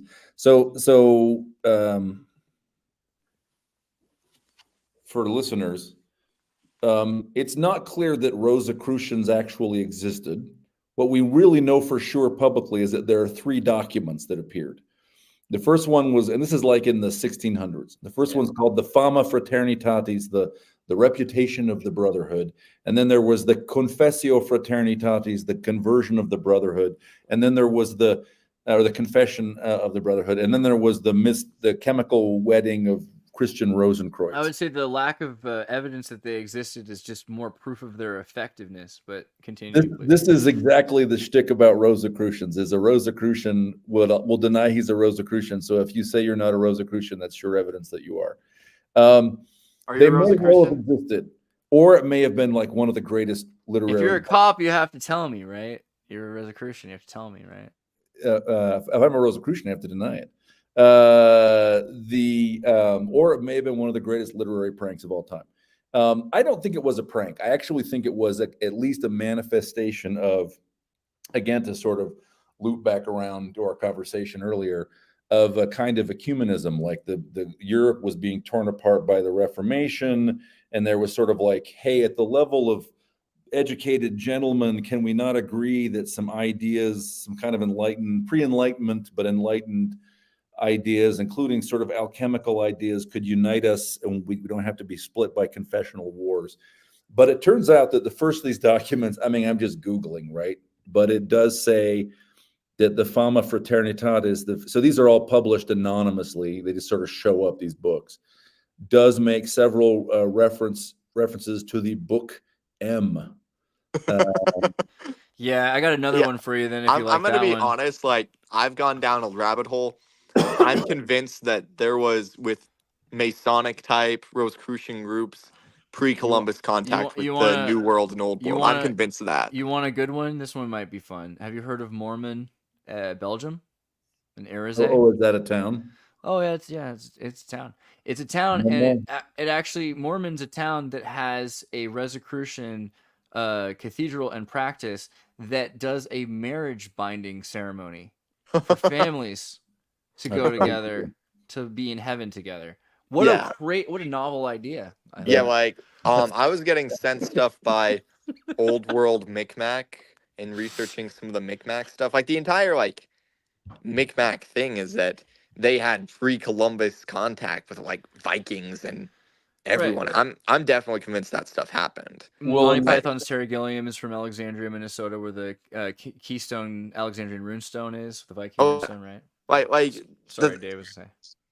I was just going to say, Micmac is the question is, before they met Jesuit priests, did any of the Native Americans in the Northern Hemisphere have writing?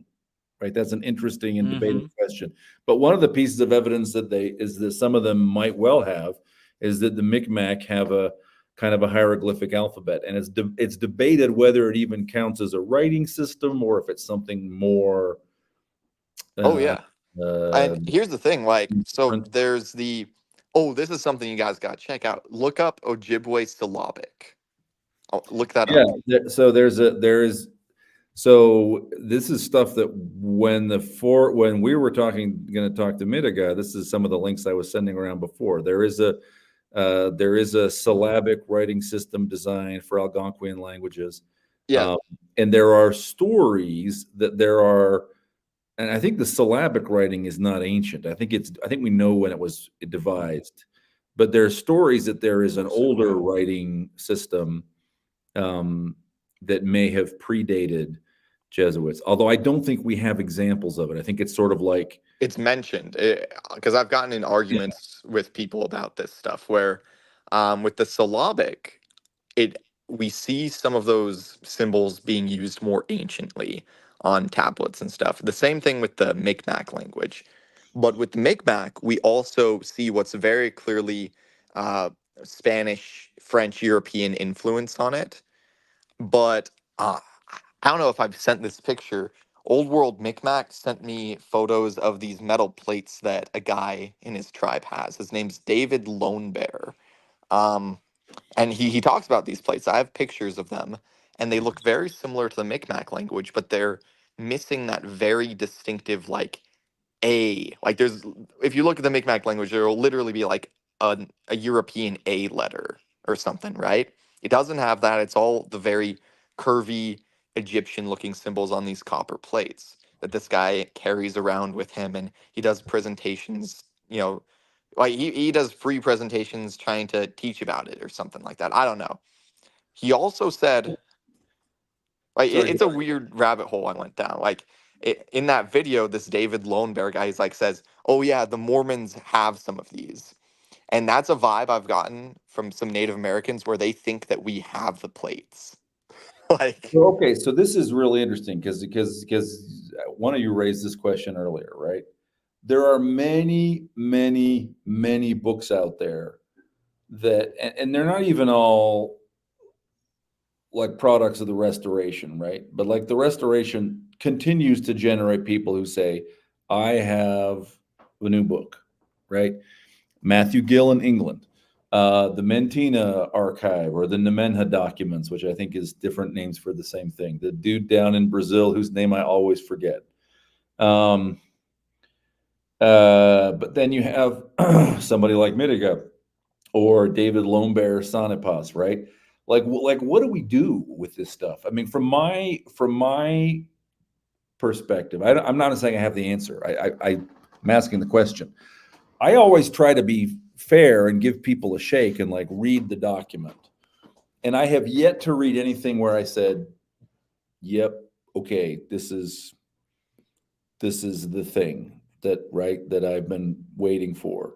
so Uh, Seriously. yeah, I think the Book of Mormon and sort of the Deuteronomist type stuff yeah. is the filter we need to run things through, right?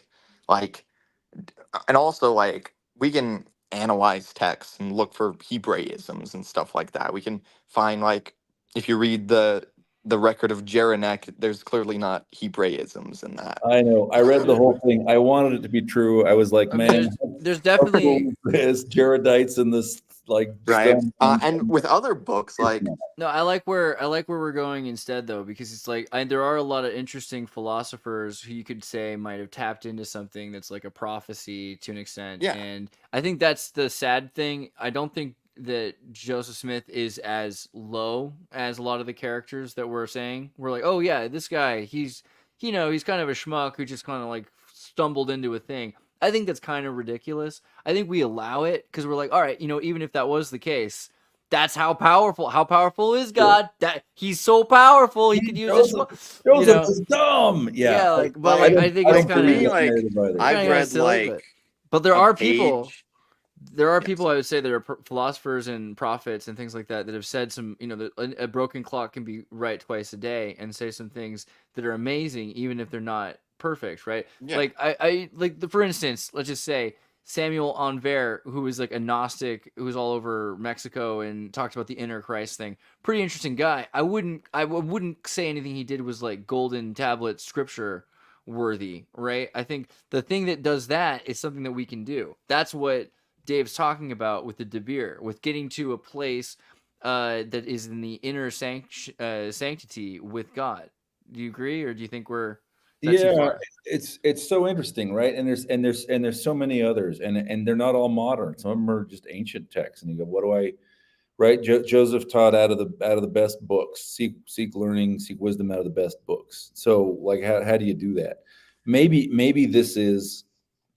Maybe again to circle around, right? All true journeys are circular. All the best conversations are circular too. So maybe this is part of the function of the temple experience is to give you discernment, the spirit of prophecy, so you can say, well, look, this is an interesting book. I can learn things from it, even if I don't like. There are things that are contiguous that I absorb into my worldview that. We have a weird view of Scripture. We have a Yeah. post-Catholic, post-Lutheran, post-feudal, post-medieval, uneducated period of idea of Scripture. Because part of what's amazing about Scripture, aside from being God-breathed, is that these people are intelligent and literate. And that's something that was so beyond fathomability at a certain point that we're thinking, wow, scripture is just intense. But we should be at a point where we're all writing things down that are worthy of being stored on metal plates, probably, right? Things that Yeah, I are mean, intuited from God. I It guess shouldn't be that unique. yeah, I guess one thing, think about this, like, we know what, for example, the lost tribes one day are going to return from the hollow earth or wherever they are with, and it says in Doctrine and Covenants, they'll come with their scriptures and their prophets, right? So that goes back to the question, how do we identify stuff? And well, there's certain things about the Book of Mormon that, I mean, for me as a kid reading the Book of Mormon, I thought it was the most boring thing ever. I had no interest in it. But there are certain characteristics that we know it's a genuine text. We know based on the voices in the text. We know that it is consistent, the voices. So when Jesus shows up for a brief portion in one chapter way earlier, it is the same speech patterns we see much later in the book, right? Same thing with Mormon and Moroni and everyone else. When they pop in, it is a unique speech pattern. We know that there are Hebraisms and puns that only make sense in Hebrew. And then we also see that first temple theology, right? So if people show up and saying, like, here's scriptures, well, is it teaching something that we would expect to see from first temple Judaism? Or is it like that there was a group of people that sounds like the Jaredites in in England, and they're not talking at all like you would expect, like that. You know what I mean? So I think that's the filter that we need to view these sort of things through. That's why I'm saying, like, okay, what sort of things should we expect on? Because we know Lehi had the 5 books of Moses. We know it wasn't the same 5 books of Moses. And we know that Midiga's people are saying, yeah, we have the 5 books of Moses, but it's longer. So what traits are there to look for? I think that's what's key. I think we are commanded to exercise our intellects for sure. Um, and I also think that can't be the whole story. And I think also it can't be the story that we just wait and do what we're told. We didn't come here just to wait and do what we're told, right? It's a lazy and unprofitable servant who only does what he's told.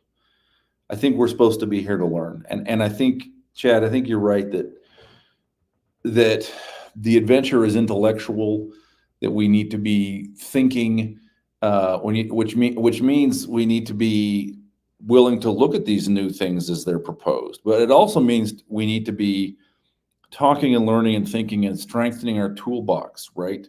And this is one of the reasons to engage with the writings of scholars, biblical critics, historians, psychologists, others, is to get their tools, right? It's not to accept all their hypotheses. They get their tools. So we're better equipped to judge intellectually, and I think also we should be judging spiritually. And maybe it's not. Maybe my suggestions about absorbing sort of the temple experience into our person, and that being the spirit of prophecy. Maybe that's overly complicated, Dave. No, man, that's exactly where I was going. I was gonna force you into that corner. Okay, so maybe this is it, or it's something like that. Right? It's spiritual discernment, right? I think we are here to the body's the temple. Spiritual discernment. Well, yes. If the body's the temple, then what are the three? I mean, gosh, there's got to be a way we can say this. I'm just saying, because the outer court, the Ezra Israel, is where the sacrifices are held. The holy place, the Hekal, is the more restricted area where the wine is shared with the Lord. And the Holy of Holies, or the Debir, the Kodesh, is the innermost sacred. It's where the magic happens, right? And this is also a representative. This is our relationship with God and with each other and with the world, but it's also an aligned self, right? It's in that holographic, fractal pattern, breath of God kind of thing. Like that's where we are the closest to God, is when we are the most like God. You want to know something crazy I heard from someone on this topic? I forget the guy's name. It was the guy who said that he was the reincarnation of Hiram Smith, and he had the sealed portion of the plates. Is this the guy who was a chocolatier and was caught masturbating on a Zoom call, or is that a different guy? I think that's one of the Doctrine of Christ guys who did that. The Restoration puts out some characters. No, it was he said he was the reincarnation of Hiram Smith, and crap, what's the guy's name? And anyways. So someone, I forget the guy's name. It was Gnostic Mormon mystic. He said this. He was like, "Yeah, reading that guy's stuff, it almost made me lose my David Wayne Eckersley." No. Oh, okay. Doesn't matter. He said, "Yeah, it's some guy." He said that he was the reincarnation. Oh, Christopher Nemelka. Yes. Oh man. He was like Gnostic. He was like, it was so intricately done. It almost made me lose my testimony. But here's the thing. There was this guy who was basically saying that, someone I know said that the Christopher Nemelka sealed plates were legit and that he stole them from the church archives and that they had proof that he was fired from working at the church building for stealing something. Well, you never know. I get the feeling that there's probably, to the credit of the conspiracy theory, which I do not believe, there's probably some things that the church has found, BYU archaeologists all over the world, that are being looked at and maybe have before the last 20 years. It's not been the thing to publicly share them. But I think also looking at even where the Vatican's going. I mean, the Vatican's publishing things now. I'm going to be real. Transparency is the new norm, I think. I think I'd trust the Vatican over the BYU scholars. Here's why. The Vatican, yeah, sure. Maybe they're doing some that's sketchy a wild stuff. That's the hottest take maybe the Vatican's doing some sketchy stuff, but I honestly see BYU and the deep church as just these modern Deuteronomists who are so boring. Gosh. I'm gonna tell you why. That's I can see why people would think the Michigan relics are fake. I've thought they were fake. Why After the talking, salamander letters are real, right? yeah, like after talking to Wayne May and seeing his presentation, it's like, okay, I certainly think some of them were legit because they were being found as early as 1812, and the institutions lie and say they were all found in 1890. But the Bat Creek stone, I think, without a doubt, is legitimate. It was found by the Smithsonian on an official dig, and they're like, oh, this is just some rock with like Cherokee writing on it or something. They throw it in the back of a museum for like 15 years, and then some guy, when going through this stuff, sees it and is like, huh, that's Paleo Hebrew on it. And then they say it's a fake, right? Even though they're the ones who found it. And BYU, here's the problem I see. So, me personally, I believe in like a full continental Book of Mormon. I think that Lehi landed down south, and that was the land first landing in like Mexico, and then the Lamanites pushed them out, and they end up in the heartland. So all North America, like all North Yes. America, you say. Yeah, so like a continental North America model.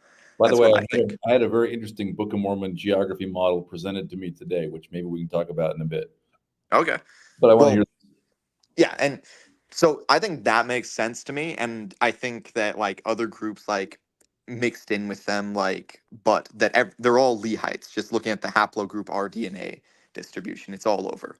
But here's the thing: I like Heartlanders so much more because they'll just be like, look at all this cool stuff. Look at, and a lot of the stuff, like, yeah, there might be some sketchy artifacts, but there's a lot of legitimate artifacts that because they're kind of swept under the rug, these other guys just ignore. Like the Smithsonian, they found on an official dig in Ohio iron chest plates and iron celts. Now, you don't see that anywhere. It's in the back of some museum in Illinois, but it was on an official mound dig that they found skeletons with iron and copper chest plates. Meanwhile, so this is why I like the Heartlanders better than the Mesoamerica guys. It feels like with the Mesoamerica guys, they're just trying so hard to get the colleges and the scholars and the institutions who hate our religion to take them seriously. And they'll be like, oh, well, maybe the Nephites didn't have metal armor. Maybe they had like cloth armor. And maybe they didn't have swords. Maybe they had obsidian clubs. And maybe they didn't have horses. Maybe they rode on tapirs, right? Oh, I'm sorry, I missed. I guess we missed. Didn't we try to answer this? If DH is true, are JE Ezekiel sticks? Oh, so that was the question. If the documentary hypothesis is true, are J and E the stick of Ephraim and the stick of Judah?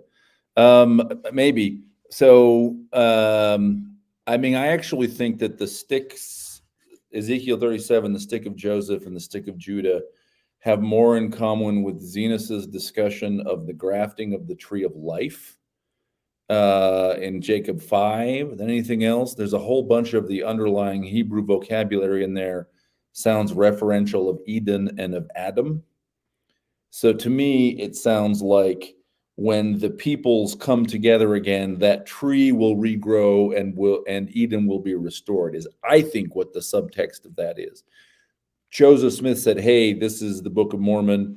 Is it possible that Ezekiel thought of it in terms of those two texts coming together? Maybe, but Ezekiel was a priest some 100+ years after that happened, right? He was a priest right at the end of the first temple. So if the documentary hypothesis is true, then maybe what he's saying, sorry, Chad, I get right back to you. Maybe what he's saying, this would be your argument, I guess, is 100 years after J&E were put together, Ezekiel is sort of prophesying that will be a tree of life to the reunited people of Israel. I guess that would be the argument. Maybe, haven't heard that argument. It could be. Sorry to have missed the question. I did see that earlier. Andreas put that in the live stream, and I got distracted. I'm terrible. Probably Chad's fault, saying too many interesting things. Yeah, Chad. Right. But the point I'm making is that like the reason I like the Heartlander guys more is because they are much more bold and they don't really care what the academics have to say. Because I'm sure there are. I'm as convinced as I am now that a lot of the Michigan artifacts are real. I do think there were fake ones. Absolutely. Um, But here's the thing: I can if show you a you're lot of trying, fake artifacts from South America as well, though. oh yeah, You know, but here's the thing: like the scholars and the academics, it doesn't matter if it's real; they're going to say it's fake.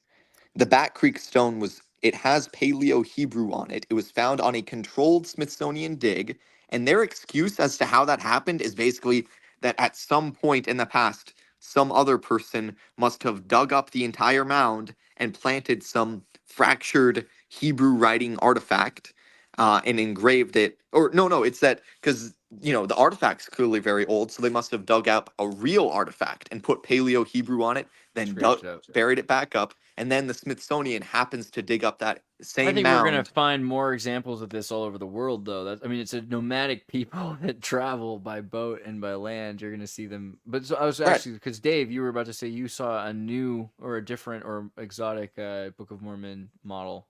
Yeah. Let me tell you that, but just in like a 5-second Sure. sort of gloss to what you're saying, Chad. I mean, I think academics respond to academic incentives, and that means that they have incentives within the institution to do the things that will keep their job, get them a chair, get them tenure, get them the space editing the next Festschrift, get them invited to be a headliner at the next whatever.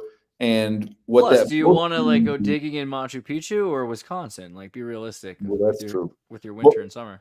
Mostly, what that means is whatever the existing paradigm is, they're gonna be the ones who are doing the best job at adjusting and working on the existing paradigm. And in Book of Mormon geographical scholarship, it is clear that the paradigm for the last 40 years has been the limited geography of Mesoamerica, and people act like that, right?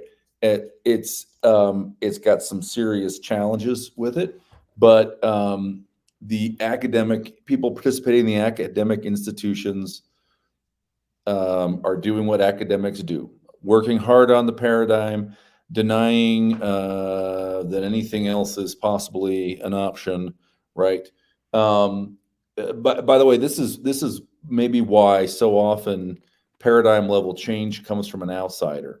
It's not a classicist who suggests that Homer is oral literature, right?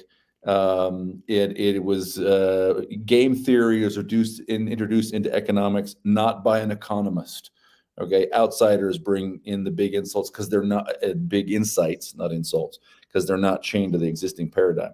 So here's the thing that got. So I had lunch today with these guys who came into this presentation, and I think their website is achoiceland.com. Let me just see. I think that website sounds familiar. I think I've been there. Let me just pull it up and see if that's right. That is it. Okay, here's their argument. Baja, California. Oh, like Madame Blavatsky. That's really interesting. So That's her thing. they basically, so they have it. They go through and they're like, look, if you look at the text, there's like a sea, south, east, and west, and north. Baja fits all of those categories because there are lakes that form at the top. And before the gold rush, and I know people are contentious about this, but I will dispute that California was most likely an island with lagoons where we now have deserts rather recently. So, I mean, yeah, perfect, really. I mean, every book, too, the story of California, the idea of Kali and these giants, right? The original name for California comes from a Spanish book saying that there were giants and a matriarchy that ran California. That's fantastic. I didn't know that. But like at its narrowest spot, it's 50 miles wide, which is like a day and a half journey for a Nephite. And he went through for 2 hours, kind of thing after thing. Part of his argument had to do with the geography. Another piece of it was the geography in the botanical sense. And he said, look, in terms of climate, okay, what are your identical matches for climate between Israel and what other places? Like where could you pick? Because Nephi says, First Nephi 18, that we planted our seeds and they grew exceedingly. So that means they're somewhere where the climate is exactly like where they've come from for the seeds to grow well. He says, well, what are your options? Now, I don't know if this is accurate or not, but he says your options are there's a place in Australia There's a place in like Cape Town, South Africa. There's like the whole Mediterranean, and there's California, the California coast. It's like that's it. Okay. Yeah, So California has really similar climate to the Palestine region, and it's interesting. Silicon Valley has the same fertile soil. It's a and weird thing. and one way we know that is because there are all these species that thrive in Baja Right. California, where that we don't know when they got there, but they also thrive in Egypt and Oman. One thing that helps, obviously, another thing with California besides Kali is the Khalifa. So it's Caliph, the Caliphate, and the Yeah. idea of the Muslims. And so for a lot of people escaping the Spanish Inquisition, getting the furthest you could get away from Spain, was a good idea. So even joining the Spanish Inquisition to come to California as a Jew, as a Muslim, bringing things with you. And you have to remember Spanish is 11,000 words or more Arabic. I mean, Spain was an Arabic nation for a long time. So you have a lot of Arabic influence, even just in terms of plants and culinary things brought at that point as well. But still, there's proof there that this is identical climate, that this is a perfect place to live. But yeah, you'll notice this. You'll go to Guadalajara. Guadalajara is an Arabic name for two rivers running together, right? Yeah. So it's a super. Now it has exactly the same. And by the way, IDK 4003. It is clear that some academics can be just giant douche canoes. I suspect that probably some of the Heartlanders have been giant douche canoes back, right? I feel like that should be a good thing though, because if you're able to canoe through like a douche, like honestly, like that is kind of what intellectual academia is. It's a sign of fitness for excellence. Yeah. Right. So it has the same basic challenge that Mesoamerica has, which is to say, you kind of go, and then Moroni walked all the way to New York and buried the plates. Well, Right. that's why I think so. There's multiple migrations northward, and then after Jesus comes near the end of the war, there was some massive migration northward that they were pushed that far north, right? So I think there is some Nephite influences down south, but where Mesoamerica loses me for the most part, because I can get behind Moroni going all the way up to New York, because apparently he went to Utah and dedicated the Manti Temple site. What I can't get behind is the fact that before I believed the Book of Mormon, I became convinced of the Heartland mound builder conspiracies. Right, I was sold on that first. There are people besides Mormons who believe the mound builders were Israelites. Like Oh, I was just on Old World Florida about that, and he did a whole presentation. He had me on to show like my Heartland evidence that I have, and then he did his own thing about the mound builders and the giants and the lost tribes of Israel being there, right? Like view of the Hebrews, right? People try and use that against Joseph Smith, but shows that that idea was out there. And Joseph Smith literally said, this book is evidence for the Book of Mormon because people are noticing this stuff. yeah. Nobody really looks at Mayans and Aztecs, and their first thought is, that's one of the lost tribes of Israel. You know what I mean? Yeah, I mean there are challenges, right? I mean, there are some advantages. Mesoamerica does have writing. Yes. On the other hand, the Book of Mormon does not describe building lots of stone pyramid temples. On the other hand, the Isthmus of Tehuantepec geography doesn't line up north, south, east, west. It lines up. You got to kind of turn it 90 degrees, right? So there's a little bit. I made this metaphor earlier.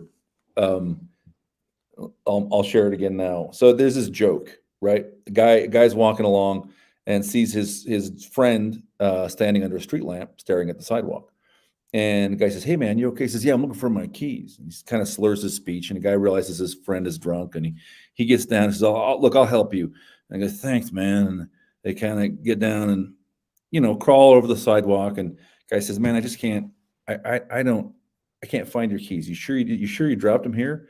Drunk guy says, "No, man, I dropped them over there, but the light's better here." It's one of my favorites, man. I love that And one. I fear maybe that because there's so much archaeology, much more archaeology done in Mesoamerica, the light's better there. Yeah, Right? I think that's what's going on 100%. Because here's the thing, the Book of Mormon multiple times it describes them building up giant earthen structures. That is in the Book of Mormon. And it talks about wooden walls at the top, right? And like this is not what we see. So And this here's a kicker too. yeah. So we know now that the Hopewell, they had wooden walls. I went to around a month ago, I went out to the Newark Earthworks, and there's a little sign there, and it's showing a depiction of like a Hopewell wooden wall around the earthworks and stuff. These wooden walls weren't discovered until the 1900s, and then we have Joseph Smith in the mid to early 1800s with the Book of Mormon saying that there were these earthworks with giant wooden walls on them, and they didn't know about that back then. They just thought they were big piles of dirt. So I say that's good evidence on behalf of Joseph Smith. The model that was actually presented at the convention is similar to what I was thinking. So Wayne May went on Quick Media, and he was talking about how this guy called Brian Utanin of the Serpent Mound Reservation, he's the guy who does the official translations for the Vatican with the Ojibwe Nation. So he does their treaties, he does treaties with the Canadian government. He contacted Wayne May. He's not LDS, and he was convinced. He's like, I think your research is right. I think that we did come from Israel. A lot of the Ojibwe think that, apparently. And he said that he thought the Michigan tablets are real and that he could translate them. But So aside from that, he said that he thought they came from Zebulon, right? hmm. Which is kind of weird. So the two models I was thinking of is either the Nephites landed in Mexico, the Mulekites landed in Florida, and then maybe Zebulon landed up in Canada or by the Great Lakes, or Nephites landed in Florida, and Mulekites landed up by the Great Lakes, classic heartland. What was presented at the convention, what they were claiming while they were presenting, is that a lot of the records they have on scrolls and stuff, they're not religious texts, they are secular texts of their society, and that they have records of other groups coming in and mixing in with them. They mentioned the Dene Navajo people came and they mixed in with us. They talked about the Aztecs coming and mixing in with us. So they're all part of one family, but different migrations came in with the Lehites. So what they showed was Mulek landed up by the Great Lakes, and they said, we have this story about the star people that came in the middle of this frozen lake and how there was this child king on the boat, and that was Mulek, and that they mixed in with the people who were already there, which were some sort of Jaredite remnants with other people or something, because they said there were more migrations. Yeah. And For then, the Book of Mormon contemplates the possibility of other peoples, right? oh yeah, like that's Explicitly. that's what really interested me there about this stuff was the claim that there were two groups who came from the Tower of Babel, one besides the Jaredites that went into South America, and that they covered the whole continent mixing with the Jaredites. Well, it's super interesting. Check out the Baja stuff. It's fun. Almost no archaeology has been done, but there are a lot of pictographs. Right.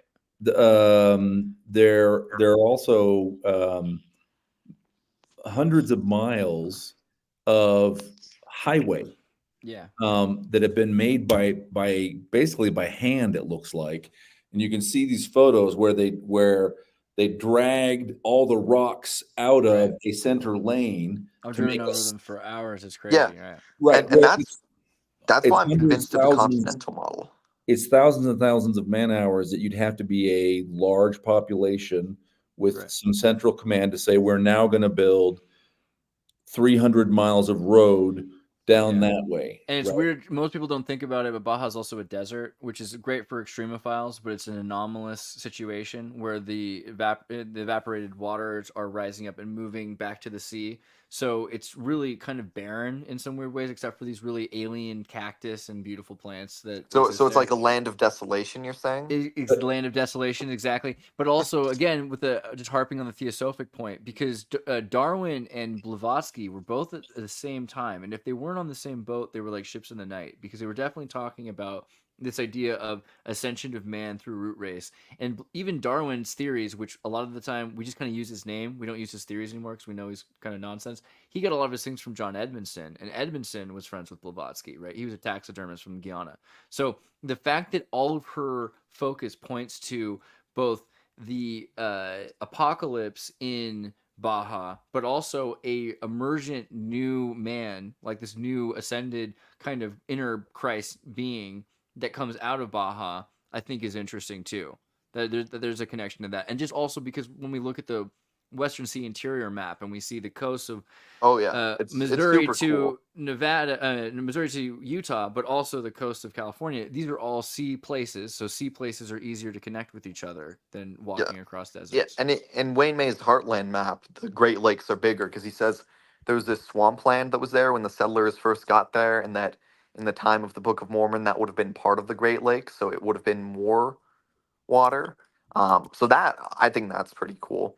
Though I kind of got off topic a little bit, but basically the model that was presented there, that's apparently based off of oral history and documents that the Ojibwe and the Mayans and the Navajo and whoever else have, is that Mulek landed up by the Great Lakes. The Jaredites landed up in Canada, and the Nephites landed somewhere on the west coast of Mexico and eventually joined with the Mulekites in the heartland. So Interesting. it's similar to what I was already thinking. And it goes back to the scholarly thing, because what I noticed there is that a lot of the Heartland guys were like completely sold on that. Like, oh yeah, that's perfect because I mean it fits in with their model. The Nephites are still the Hopewell. But what else I noticed is that after that, a lot of the Mesoamerica guys that I've heard talking about that aren't sold at all. Like they're completely against anything Heartland.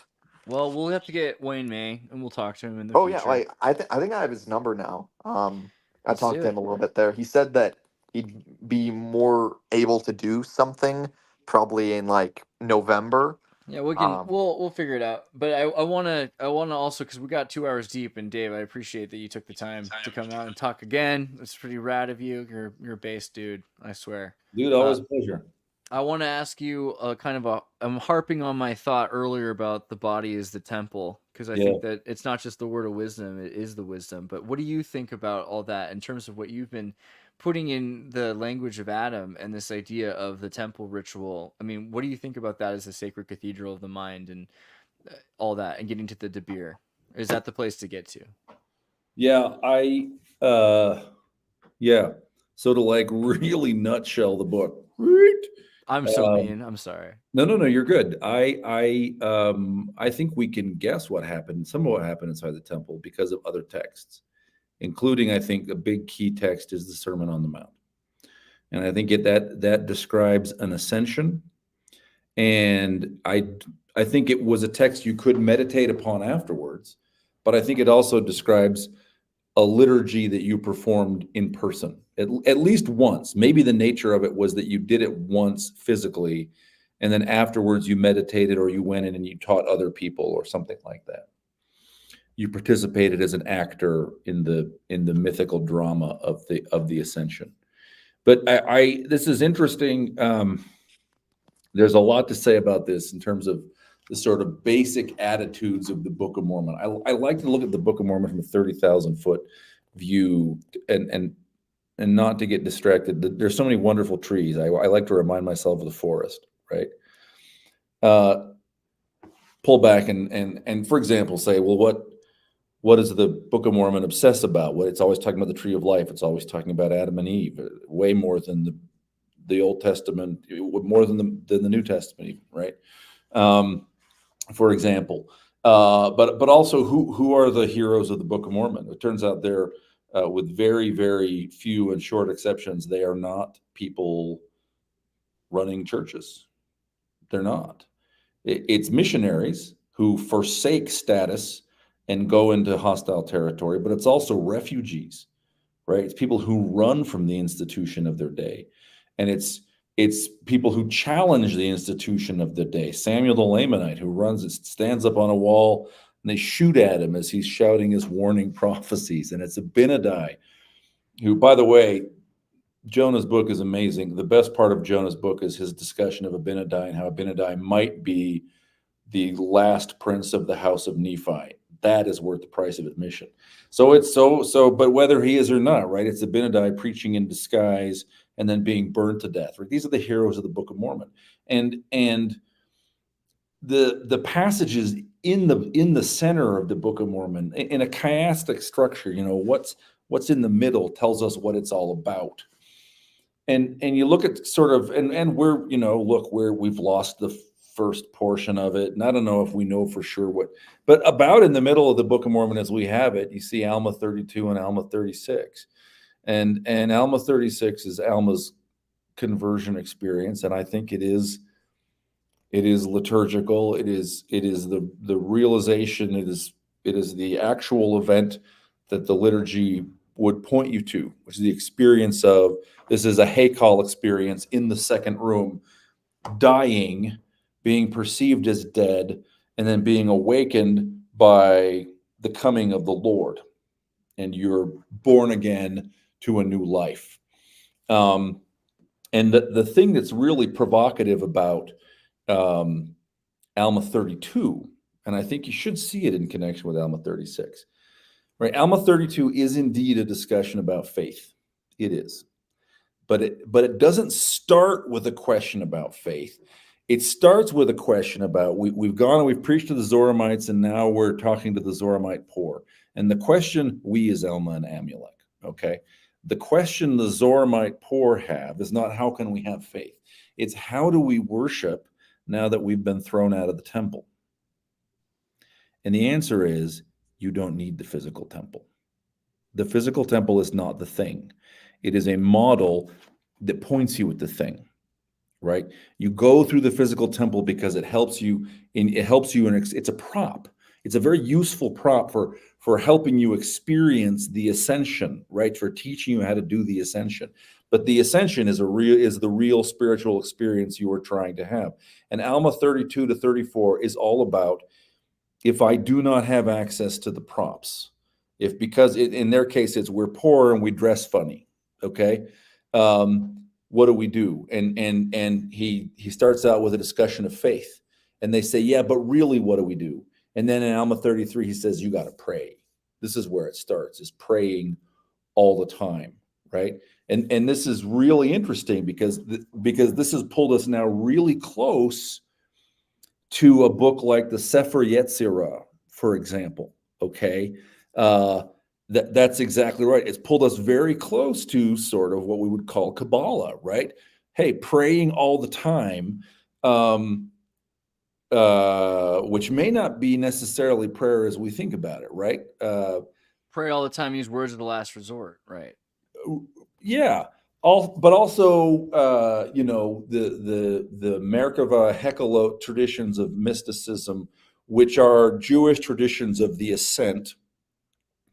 Prayer is repetition of the divine name, right?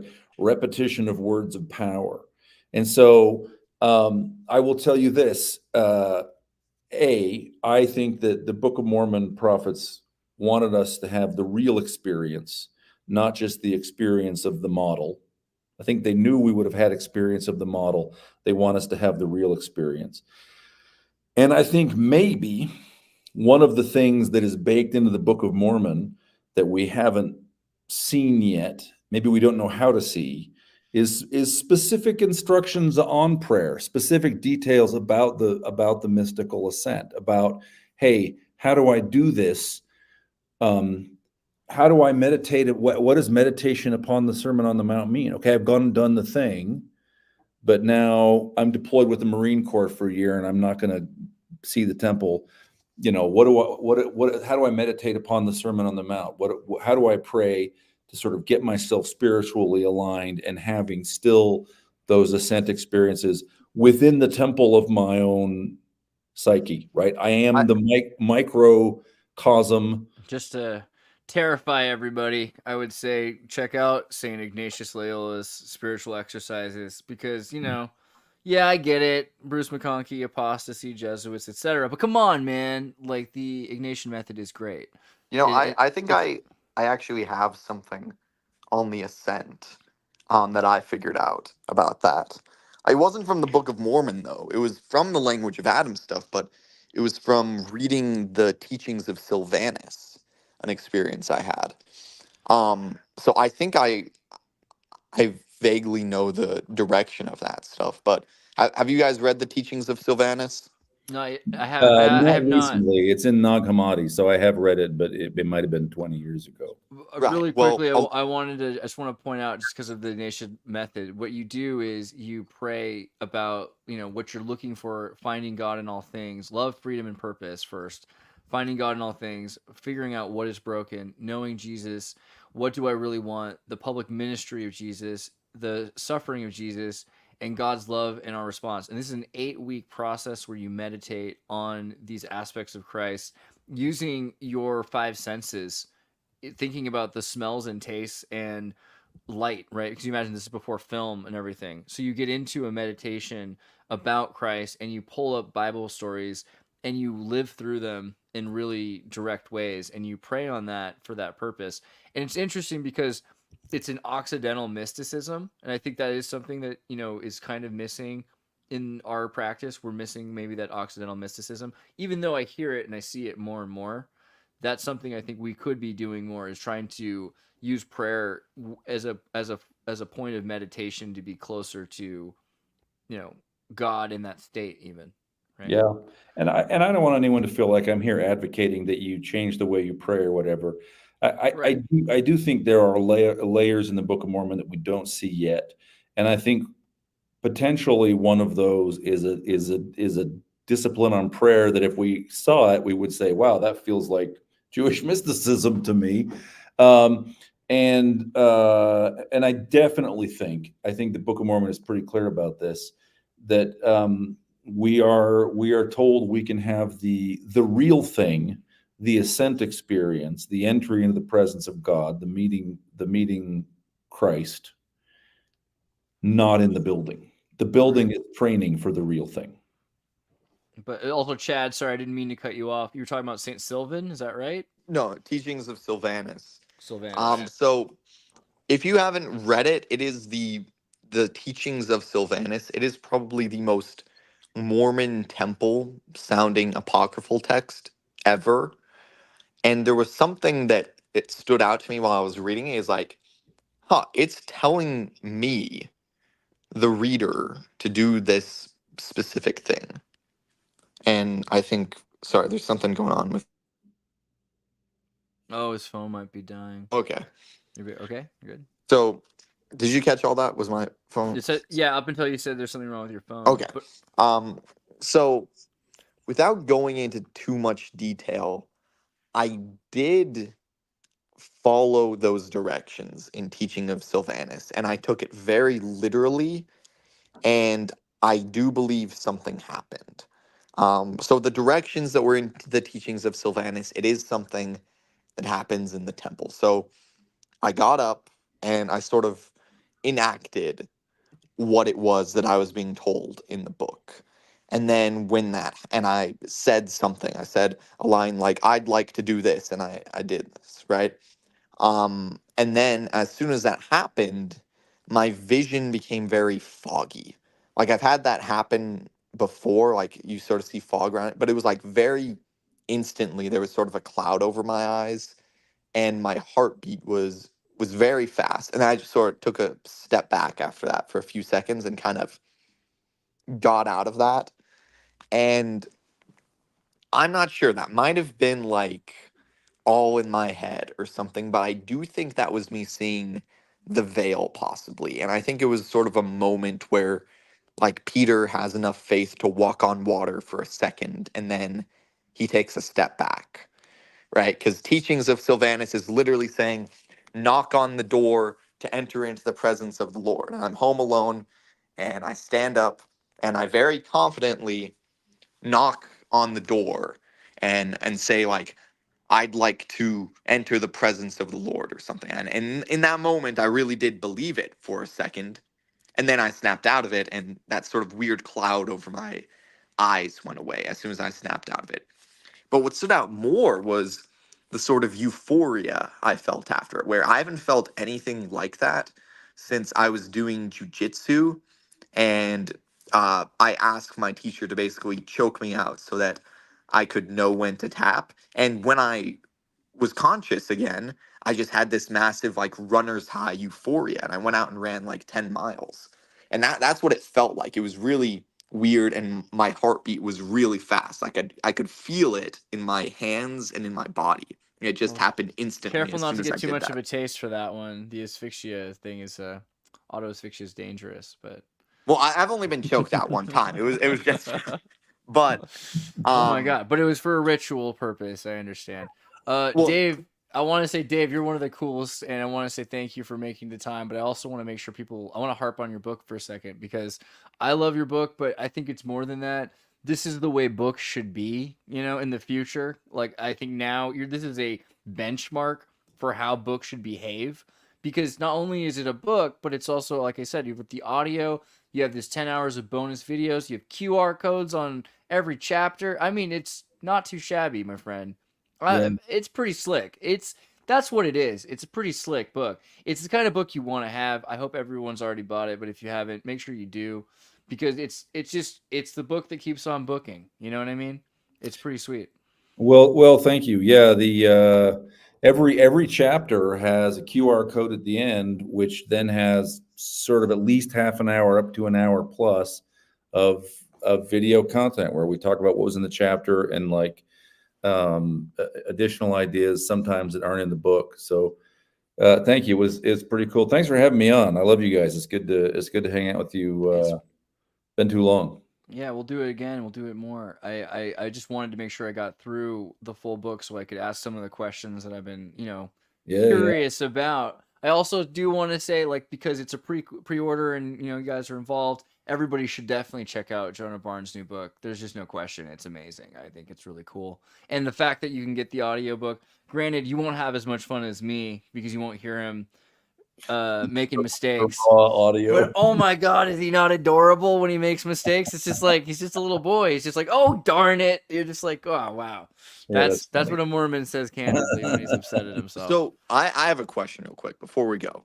So Dave, based on your Deuteronomist research, what is one thing that you would want or expect to see, like if the sealed portions of the place they drop tomorrow? What are you looking for? The number one thing. So if we got the brass plates. Yeah. I mean, I want the brass plates. I think that'd be the coolest. The brass plates would be awesome. Or the seal, whatever, either one. Yeah.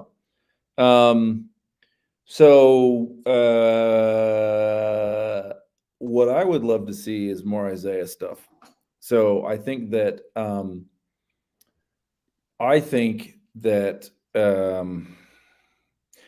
man, this is like a whole big conversation. Okay, I'm going to like compress it. People sometimes say, oh, the Book of Mormon quotes Deutero-Isaiah. That is a weakness. No, actually, it's spot on perfect. Because Isaiah 40 to 55 are not written by a second guy 200 years later. It's the school of Isaiah. There are disciples who follow Isaiah. And in fact, scholars will say, hey, I think these things were kept orally first.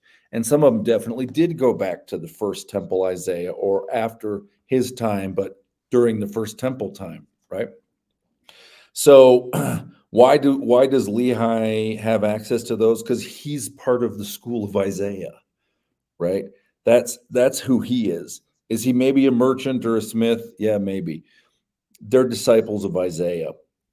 And so they're carrying around with them like basically the draft of second Isaiah. In fact, maybe, we don't know, maybe they're initially carrying it in their heads and they write it down. It's very interesting in 2 Nephi 6, when Jacob introduces, he's going to quote 2 whole chapters out of 2nd Isaiah.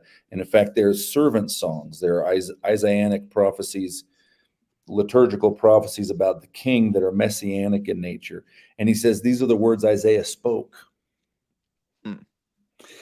So the Nephites seem to have understood prophecy as an oral phenomenon, which then got written down in books. And they seem to have had access to Isaiah insider stuff. I would love to see the rest of the Isaiah stuff. I bet it exists. Have you read the Avrin Giuliani's argument for why Isaiah is by one author at all? I read that back when he first published it, or closer to when he first published it. Yeah, like with how it's all one big chasmius. 9-3 or something. Yeah, the problem is I think that you could you get the same result if it's edited by one editor too. Oh, okay. So, and I'm sure he has a response to that. And I don't mean to provoke a debate, and I certainly don't mean Right. to show disrespect. And I don't know his argument well. Again, I read it like 30 years ago. Yeah, but I my read it like time the was- other day briefly. So But I think it's important to point 'Cause- out anything that we need to debug in an argument. So yeah, it's important. yeah, to I do mean, that. like Yeah. I just read it the other day because I got like along with that Book of Enoch, I got an annotated Book of Mormon, Book of Isaiah. So Based. Get yourself the Yale version of the Book of Mormon. It's super good. well, this one it has like pictures of like the Hopewell armor and stuff that's like found on official digs, and like a chest plate and a full helmet and stuff that are in museums in Ohio right now. And then meanwhile, we'll still have people saying maybe the Nephites had cloth armor or leather armor. You know, I better close it up, but just because you said that, I made a friend, Godwin, who is at oh Library dude, I Book. love him. You He's, need to have. He's coming on, and he's gonna send me a copy of his illustrated Book of Mormon, which is Dude, like I want mean, that so badly. I know it's arousingly esoteric. I was it's going- just got every literally- kind of symbol in it. It's I saw this, and I was like, this symbolism has been pre-approved. I was like, oh, bro, I'm just Yeah, Dave, you need to get this guy to do the art for your books. I'm serious. Like, oh man, his he's so stuff good. is so good. It's Is pretty he- good. Does he have a published Book of Mormon, or is this He's just doing like it. He's Bro. publishing. He's coming out. It's going to be an entirely illustrated version of the Book of Mormon, and it's going to be so brutally gnostically, esoterically based. I So- mean, I hope he doesn't get killed for it. That's how good So it is looks it so is far. it the Book of Mormon with illustrations, or is it the book of is it illustrated instead of the Book of Mormon? Well, I we're gonna. think I might have liked a tweet of this guy on Twitter or X, Yeah. and then it like responded in like an argument because precisely this point I was talking about earlier, someone was like, no, his view of the fallen Eve is wrong. Oh, yeah, I saw that. I think Dude, I saw literally that, that's and- one of the examples I was talking Yeah, about. that was, 2 I hours saw ago. that. That was when Gosh. I saw someone reply to that, and they're like, "This is the humiliation ritual that Joseph Smith and Brigham Young had to submit themselves to in the temple," and it was like some Freemason getting a hot rod stamped on his butt. Exciting. It's fun times. That's what we actually do in the temple. Guys, I Yeah, really that's love good. you. I want to do this again soon. Let's get You back gotta on as go. soon as we can. You gotta Love go. you. Guys, good to see you both. Take care. Everyone in the audience, thank you. Later. Thank you so much. Latterwave.